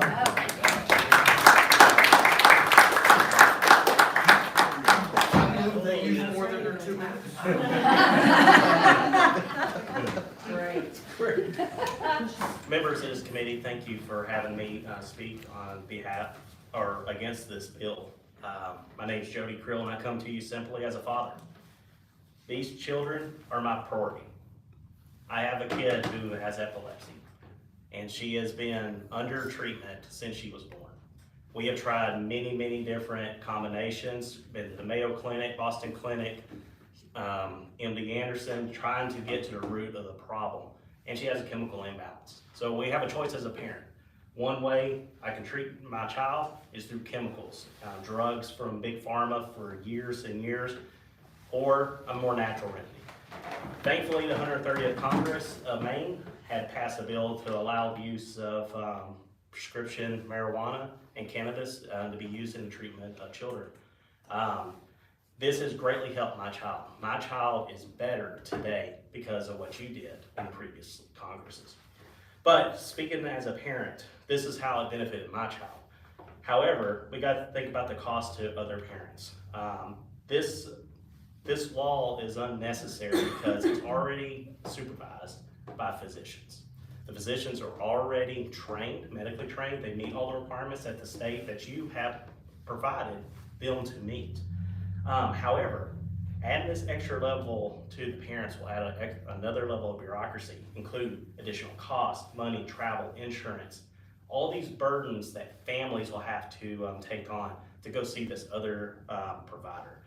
And as you have already mentioned with my previous colleague, sometimes there'll be disagreements between physicians. Now you're getting into a match between who is the rightful heir, who has the authority to decide what's best for my child. Is it you as a senator? You as a representative? Is it the PCP? Is it another doctor? Or is it the parents? I feel as a father, for these children, they're my responsibility. And I know what's best for my child. I've done the research. I have done all I can to make sure these children are taken care of. So you're adding an extra level of burden, money, cost, travel insurance, time. Also logistical barriers. We're talking about taking off another day of work, another fight with the insurance company. And ultimately, the liberty that we have as Americans, freedom of choice. The patients ultimately are the advocates of their health care, not the doctors. Your time. Thank you for allowing me this time. Thank you. Thank you. Questions? Just a comment, first of all, how old are your children? 7 and 4.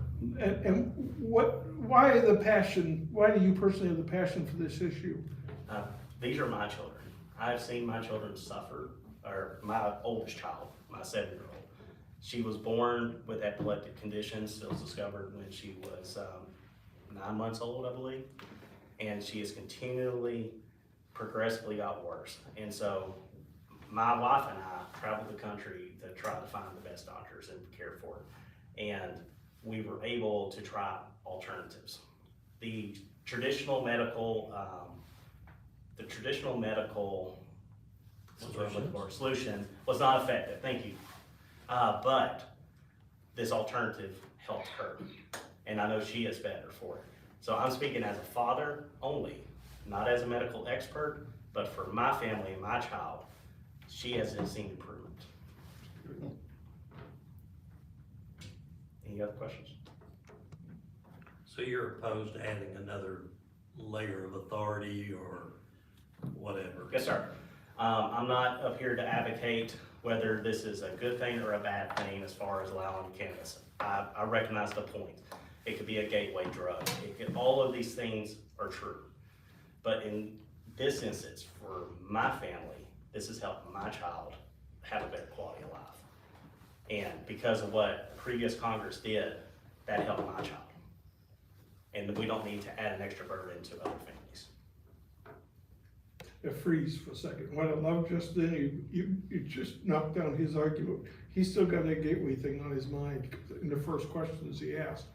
And you kind of went back and thumped that down again on that. That was good. The other thing I like is the previous testimony was primarily clinical in the sense that it dealt with the science. You tugged at the heart, showing us those pictures twice of those children. In my heart, I went, as a grandfather, and I'm sure as fathers and mothers, we all went, aw. I mean, it's kind of, you humanize, you put a face on the issue. It's not a piece of paper with a piece of legislation on it. Smart strategies on it. Well, that's smart. I'm a grandfather of an 8-year-old with a tick. So you see what I'm saying? It was well choreographed. Now imagine this, folks. Imagine if you had the luxury of 3 days to plan your testimony like we just did in 15 minutes. Imagine how sophisticated. You'd have been on Google, and you'd have been doing research, and you'd been looking to see what other states are doing, and imagine how sophisticated. To talk to our own nurse, you know. Yeah. So I mean, you see what I'm saying? We didn't give you the luxury of a great deal of time, but look how darn sophisticated your arguments were on an issue you hadn't thought of 30 minutes ago. That's good stuff, and you guys, I think they made great lobbyists, would they not? And are great lobbyists, so there you go, let's give them a hand.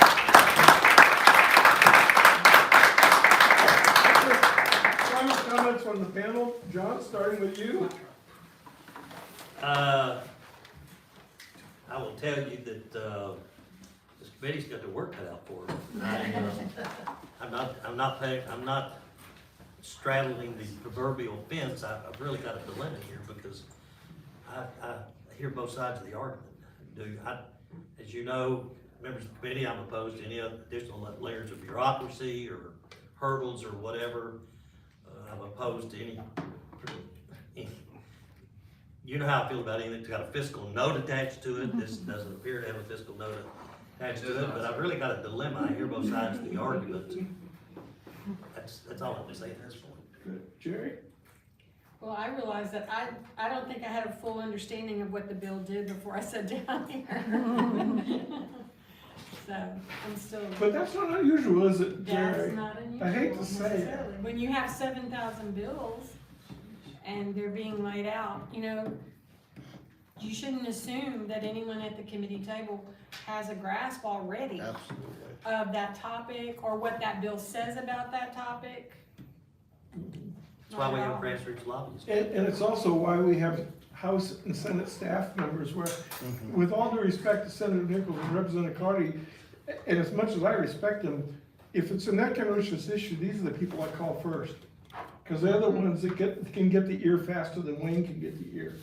And they'll take the time to get that messaging across. And as John pointed out in his presentation, House and Senate staff and staff in general are in many ways are the go-to. If you can develop a great relationship with House and Senate staff, it works. And if they don't know you, then you're not gonna have great luck. Is that a fair statement, Jerry? That's fair. I think that our bosses rely on us to give them pieces of information that they may not know that would tip the scale one way or the other about whether they need to meet with that person or listen to that argument or just whatever. So if you've educated us, that's an extra arsenal, extra tool in your tool belt that we might, you know, at the right moment be able to add value in a conversation on this. Well, we heard from so-and-so and they brought this one pager by. You know, sometimes you might feel like you're repeating yourself to a lot of people in the office, or maybe you've already talked to the rep and you think you've covered it, you know, but it never hurts. I mean, we're gonna have a bill going to Austin this year on the future. The most important legislation, I believe, that Nacogdoches has seen in the last 100 years on the future affiliation with University of Texas and SFA. The truth of the matter is, we may be in a position where Senator Nichols' staff or Representative Carty's staff calls us and says, we need 15 people down in Austin tomorrow. And I don't have the luxury of, you know, oh, can I send them in 2 weeks? No, tomorrow. And you know what? I have to respond to that. If they call, I'm gonna get on the phone and call John Ruckel and half a dozen of you folks and say, we get a bus tomorrow, meet us in the parking lot at the chamber, and off we go. Because you know what, our future depends on that legislation. So I think that's, you know, that's the partnership that exists between us. Sean, your thoughts about this form? Well, I agree with Jerry. I was under the impression that this was a bill that would allow access to medical marijuana for minors. This was a new bill for only minors. In other words, that the current law only applied to adults. So, yeah, I feel like I didn't have the right information sitting here, really not understanding. But you So feel like we you would do tell now. our staff, hey, y'all need to go more back. information. Yeah. We need more information on this. And they'd be calling the staff, giving them heck right now. They weren't appropriately armed, right? So, Absolutely. and you notice during one of your testimonies, I picked up the newspaper and started reading. I hate to say this, but in legislative hearings I've been in, it's not unusual for them to even go to sleep on the committee hearing or to be testifying in front of two members of the House or one member of the House and Senate. Is that a fair statement? They get called out on other issues and they got other things and priorities and they leave. And so you stand up to testifying to one member or two members of the House, or somebody who's nodding off in the seat, or they're reading the newspaper. Well, I did learn something though, Wayne, that there's a back room when they're in committee hearings. And if you see them leave the screen, you wonder where they went. They can actually go and have a meal because they work through lunch, through dinner, into the wee hours of the morning sometimes, especially at the end of the session when they're trying to cram everything in to the last 30 days. So they have a screen, they can watch what's going on in the hearing and they can keep up with it. So they're really not missing anything. But always They take a leave written testimony. Yeah. I want to comment again on the importance of you. November 2017, Trump had been in office 11 months, and there was the Trump tax bill. And what came out of that bill, and I'm going to tell you how it got there, or how it got approved. What came out of that bill impacted us. It was small business owners a lot more than the real rich folks. And it was the Trump Tax Act, 2017, over. So the industry, my industry, called 18 CEOs of the largest life insurance companies in America, and 53 people like insurance agents, insurance advisors. 71 people said, you need to be here Monday. You need to, when we open the doors on Monday, you need to fly in this weekend and be here. And they subsidized us. I mean, they can't pay us because they might be a lobbyist. And I want to be a grassroots lobbyist. 71 people met with, the committee I work with is Pete Sessions. There's other people from Terrell, Texas, was in that Texas House. You know, talking about. Mine Travis's friend, he's now a congressman. Anyway, but. Oh, Lance Good. Lance Good. There's 4 or 5 people in that committee that I know. And so me personally, but take me out. I wanted to get to know these people better. And so I found a way to get to know them better with their office, introduce myself, and maybe our PAC supported them, our political action committee or whatever. But the point is, when it boiled down, it wasn't appropriations or ways and means or Senate finance. It was the House Financial Services Committee, and Lance is on that committee, and Pete's on that committee. The House Financial Services Committee determined capital gains if you sold your business. Something called step-up basis if you died, and you wouldn't have to pay a bunch of taxes on your house or your farmland or whatever. And there was just a bunch of stuff in there that helped the little and the middle guy.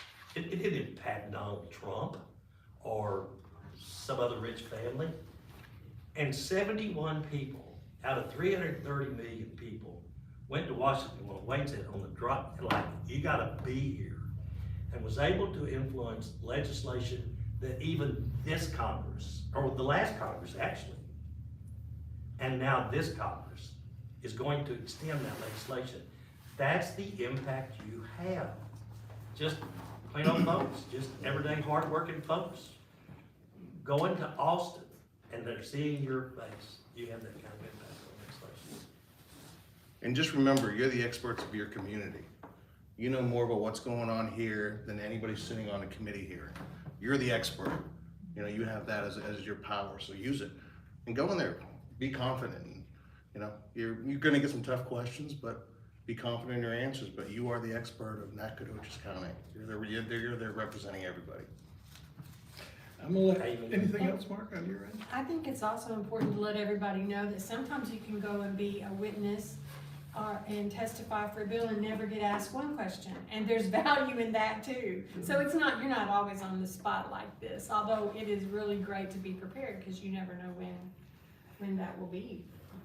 So I also can say that when constituents call me about a bill and they want to register how they feel about that bill one way or the other, if they pique my interest enough where I think I need to pursue it, frequently I will go and I will check the witness list to see what groups, now this would be in the case of, you know, groups testifying, to see which groups testified on which side. And that alerts me to a lot of things that I might need to tell the boss. You know, well, this group said that, I mean, this group was against it for some reason. Oh, we need to check on that. Why would they be against that? You know, well, you just touched on my response to my fellow members here. My district in Maine actually contains the last 25,000 Baptist right-wing constituency, so it doesn't really matter what y'all vote. The people that voted me into this seat want me to support another level, no matter how eloquent and humanizing. I gotta vote in favor of another level of checkpoint to give that drug to a minor. Okay, here's what we're gonna do, and I'm gonna. I don't care what they say. I don't. The I think people that Mark voted knows- for me. Mark knows, or Wayne knows, or whatever, and I think, I can tell you, there's 3 ways to vote. There's 3 ways to answer roll, and it's the way I do with boosters every week, president. So the 3 ways to vote on an issue, yes, no, or present. So, to the committee, I say, does anyone have a motion?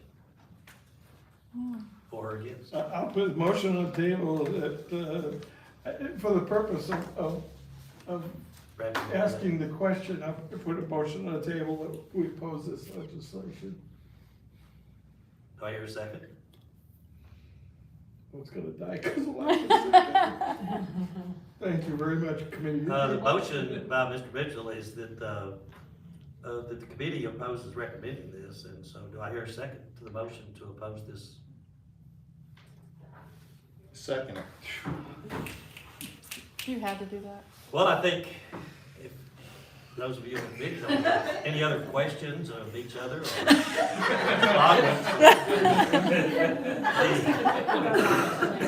I call a Well, question. madam. I call a question. Jody, start crying, start crying. In the house on the building. All right. What would I know for today? I know. Just a little committee work. Just not formal. call a question, Formal. Mr. Okay, question's been called, so we're gonna do it on a roll call. Augustine, Yea or nay? you oppose? Nay to this. What, do you support or oppose the motion? The motion is to oppose the proposition. Nay. So we have 1 nay. I want the thing.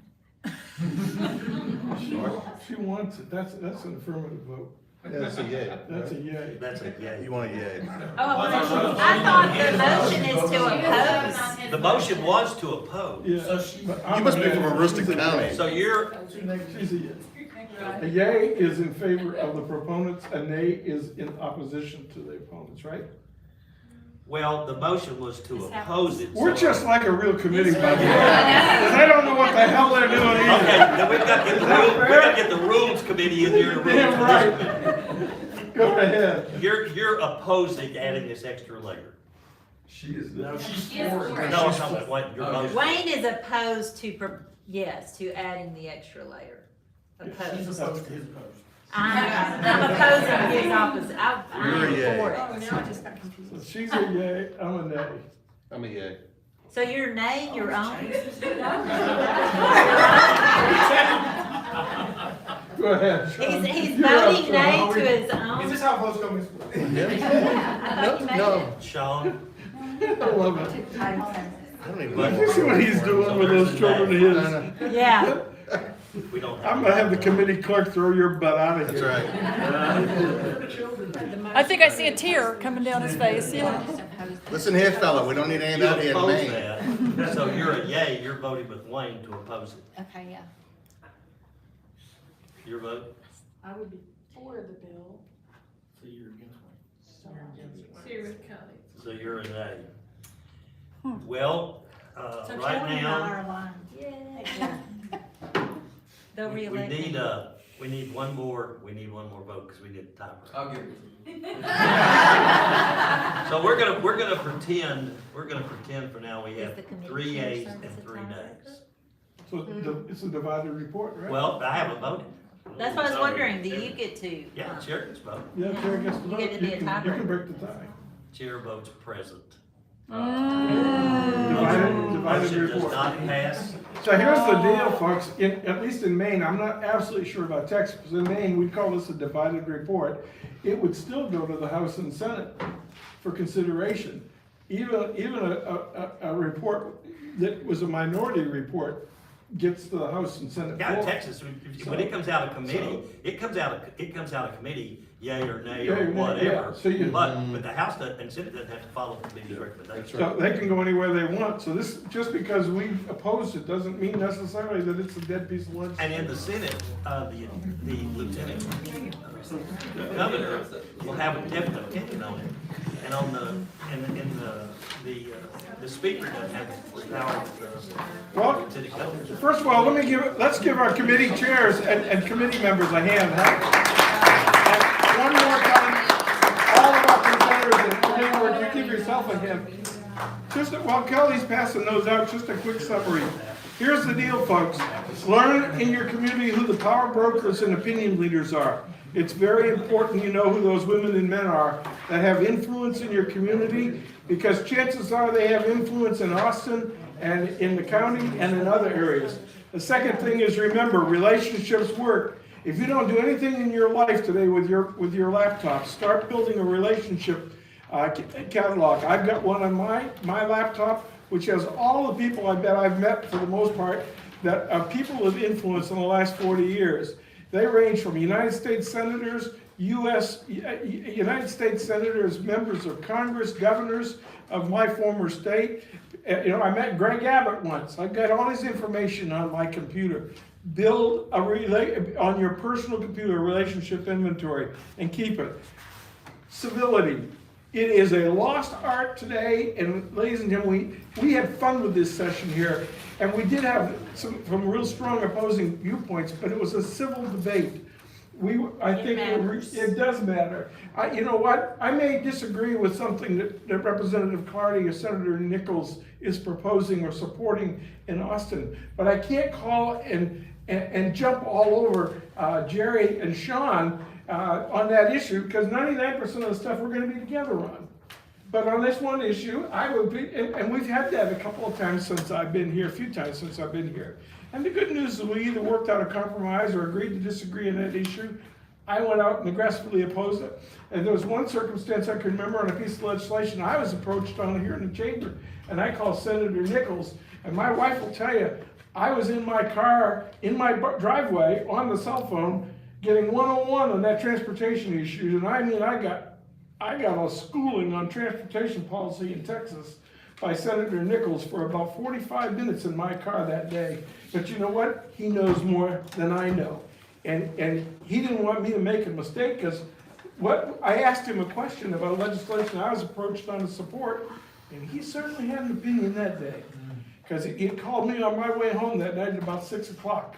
And I'll never forget that conversation. And I said to myself, that's the importance of communicating with our elected officials. Civility counts. You know what? There are women in this room, I'm sure there are things we believe in differently. That doesn't mean we can't be friends and colleagues. I have one philosophy in life. I learn more from people that often I disagree with than the people I agree with. I learn a lot more, but I have to take the time to listen. Have to listen. Never lied to a legislator, and I always close on this. Public policy, especially as it relates to Austin and Washington, is just like a football game. If you love sports, you love to be a lobbyist. You have a goal. Pass this legislation or defeat this legislation. You have a clock. The legislature is going to adjourn in 140 days, and sometime in that interval, they're going to vote on it. And you have opponents, and they're going to have a strategy and a team to defeat you, and you're going to have your team that's going to, and you know what? It's game on. Develop your strategy, have fun. Remember this, you have to wake up, and if you win, don't over-celebrate your successes. Do it moderately and quietly, and if you lose, be gracious. Be a gentle person or a gentlewoman, and let them know, that it was a good fight. We fought fair. I'll fight fair, and honestly, I won't lie, cheat, or compromise my ethics to win an issue. If this chamber said, today, Wayne, you're gonna go out and do this, and I didn't believe in it, I'd either resign my position in this chamber, or I'd find somebody else to lead the issue. I'd give it to Kelly. Kelly, you wanna close this? Kelly, you wanna close this? Well, I've handed out the agenda for our trip, and I have to say, these guys have been great. I'm thankful.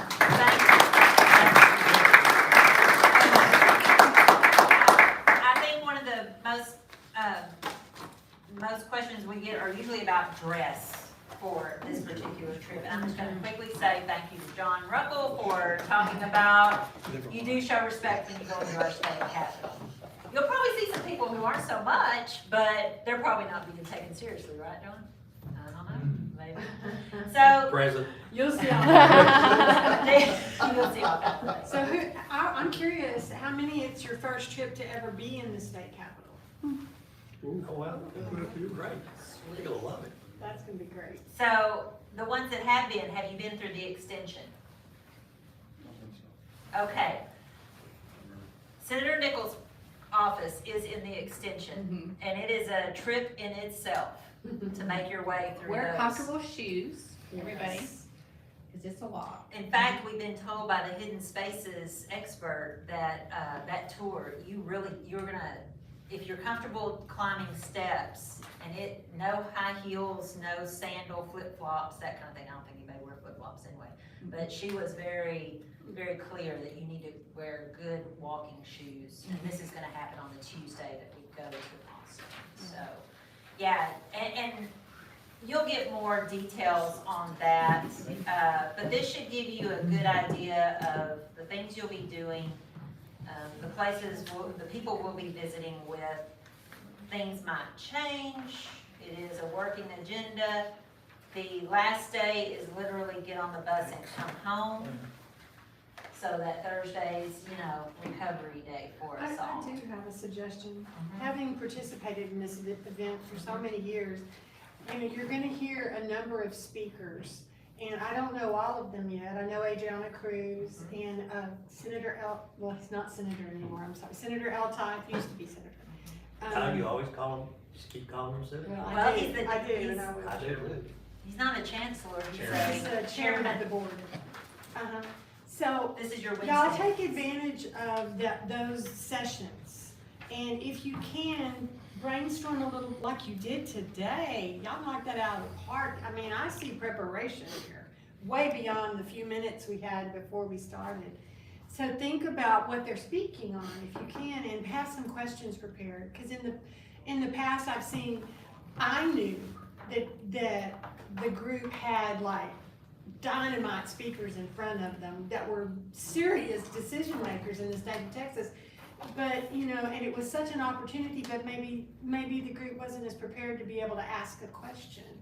And so ask good questions because, man, you're gonna have some great heavy hitters in there. Jerry, can they relate it back to our legislative priorities for the chamber as well as for your industry? That's where you start, I think, in your thinking, Well, I would start with the chamber priorities. Yeah, But think also, about the a lot of chamber that, priorities. a lot of that impacts your business, the chamber priorities. For example, I-69, if they only have 2 off-ramps, think about it, you're coming in north, and you're coming to Nacogdoches, and you're taking 69, the new loop. And there's only 2 ways you can get into the town of Nacogdoches, not 4 or whatever. What does that do to your business? If you're in retail or hospitality or whatever, you're gonna fly right by. You're gonna fly right by Nacogdoches and go to the next place where you can get off 69. So that I-69 thing impacts people in this room. If you're retail, hospitality, whatever. And so that one thing right there may impact some of you and your businesses. What if there's only 2 off-ramps, I-69 to come into Delgestown, Texas? Just a thought. I know that Adriana Cruz, she's been here to Nacogdoches many times, and her background's economic development, but now she's moved over into the governor's office. So be aware that people they move around, and they have a lot of different expertise, but she's been here, she's visited some of our businesses, because I was there. And I remember that, and she's really easy to talk to, a very nice person, and knows a lot of people in Nacogdoches. And Jerry, someone that was just added was John M. Zerwas, Dr. Zerwas. John Zerwas. What? I mean, surely we're over pandemic talk. Is there something else that is pertinent to us at this point?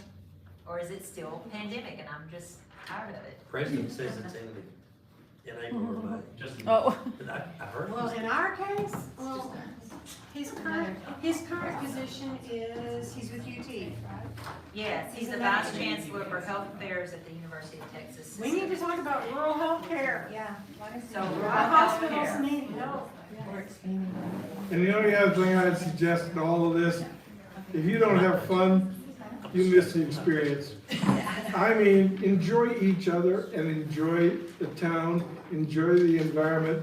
And if you got questions, if these guys are down here, I'm down here, or my talented staff is down there, come up to us and say, look, or a suggestion. We're always looking for continuous improvement, but have fun.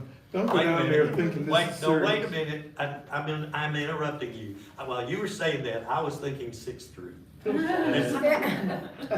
what I was talking about. I got some laughs out of that, there's somebody in here. Either that or Buc-ee's, Oh, right? yeah. But I'll just tell you from an old man, I've traveled a lot of roads. Don't stay up Tuesday night till 2 o'clock in the morning on 6th Street. Come in by midnight or 1. And you'll, I'm so glad John Runkle told me that. As a younger man, stay out. Well, I'm not missing Valentine's. Actually, you can blame Lucky. Bad influence. You can blame Lucky. And legitimately so, they set the dates for us. I'll see you Wednesday noons when I'm. I'm just not being mean about it. Thank you, Jerry. You can leave your vehicle here if you like, or you can have someone drop you off if you want, but we will do have a much enough space out there. Yeah, I'll know better next year.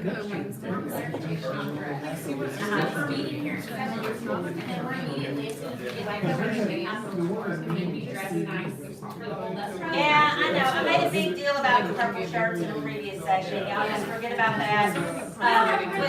We're wearing the purple shirt on Tuesday. So you will be in your uniform on Tuesday with your very comfortable walking shoes. Black.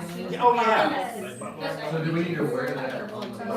Yes, you will wear it on the bus, you will wear it to the barbecue place, you will wear it as we walk into the cabin. I wear it to Wear it to the the buses. Because we are taking our class photo that day along with Leadership Club. I'm going with him to Can we jazz it up a little bit, like a jacket maybe, or? You can wear a jacket, I've seen that before. So the business dress is for Wednesday. Yes. Yes. And welcome. you, Fun, thank you. depending on how it works, you might be able to get that all the way into the reception, but you will have time to go back to the hotel and change for the reception. Oh, yeah, and on the reception, I probably won't have my towel. I actually put a towel for y'all today, I haven't worn one in a month. But no, I mean, for the reception, I've got a friend there, a target brother from college that's meeting me there. I told him wear a jacket if he wants to or whatever. It's in the Capitol Club, and they both have been there, and I mean, it's a lot of lobbyists go in there, but it's kind of an after-work thing. It's something, if I were going, I would wear just a pair of slacks and a blazer, and maybe a golf shirt. I'd also respectfully suggest too, I used to have a chairman of the board of the chamber. When we have a chamber event, he'd say to board members, don't cluster, one grenade will get us all. And what he meant was he wanted us to disperse to meet the people we didn't know in that room. We need to let those regulators, those department heads, those legislators know how much we appreciate. Go meet folks you don't know. Just go up, introduce yourself, say I'm from Nacogdoches, tell them what you do, who you are, your involved leadership in Nacogdoches. And if you got a message for that person, share it with them. But meet folks. Like I said, this is the opportunity. I'm a neophyte from Texas, still 7 years here, and I'm sad. I'm still trying to figure out the politics of Texas.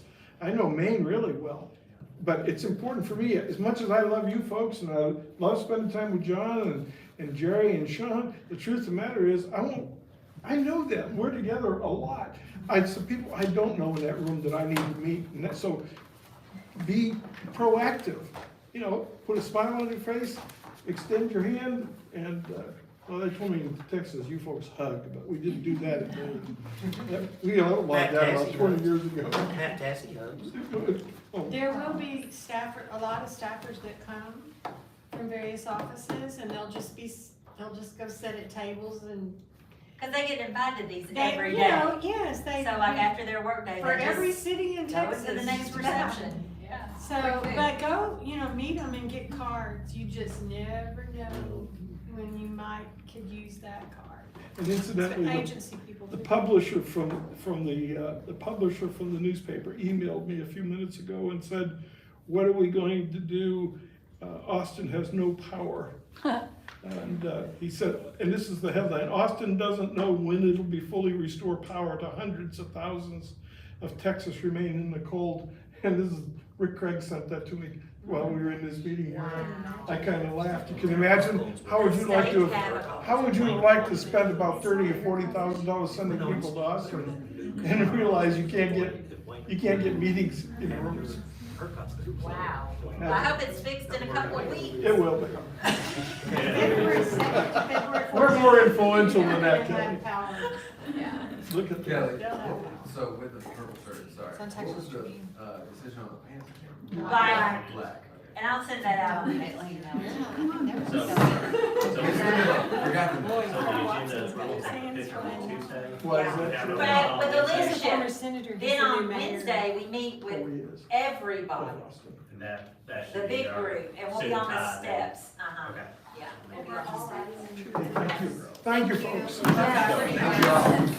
We're in a bus, right out here. And again, thank you, John, Jerry, Sean, Mark, We were. I'm not trying to make myself out.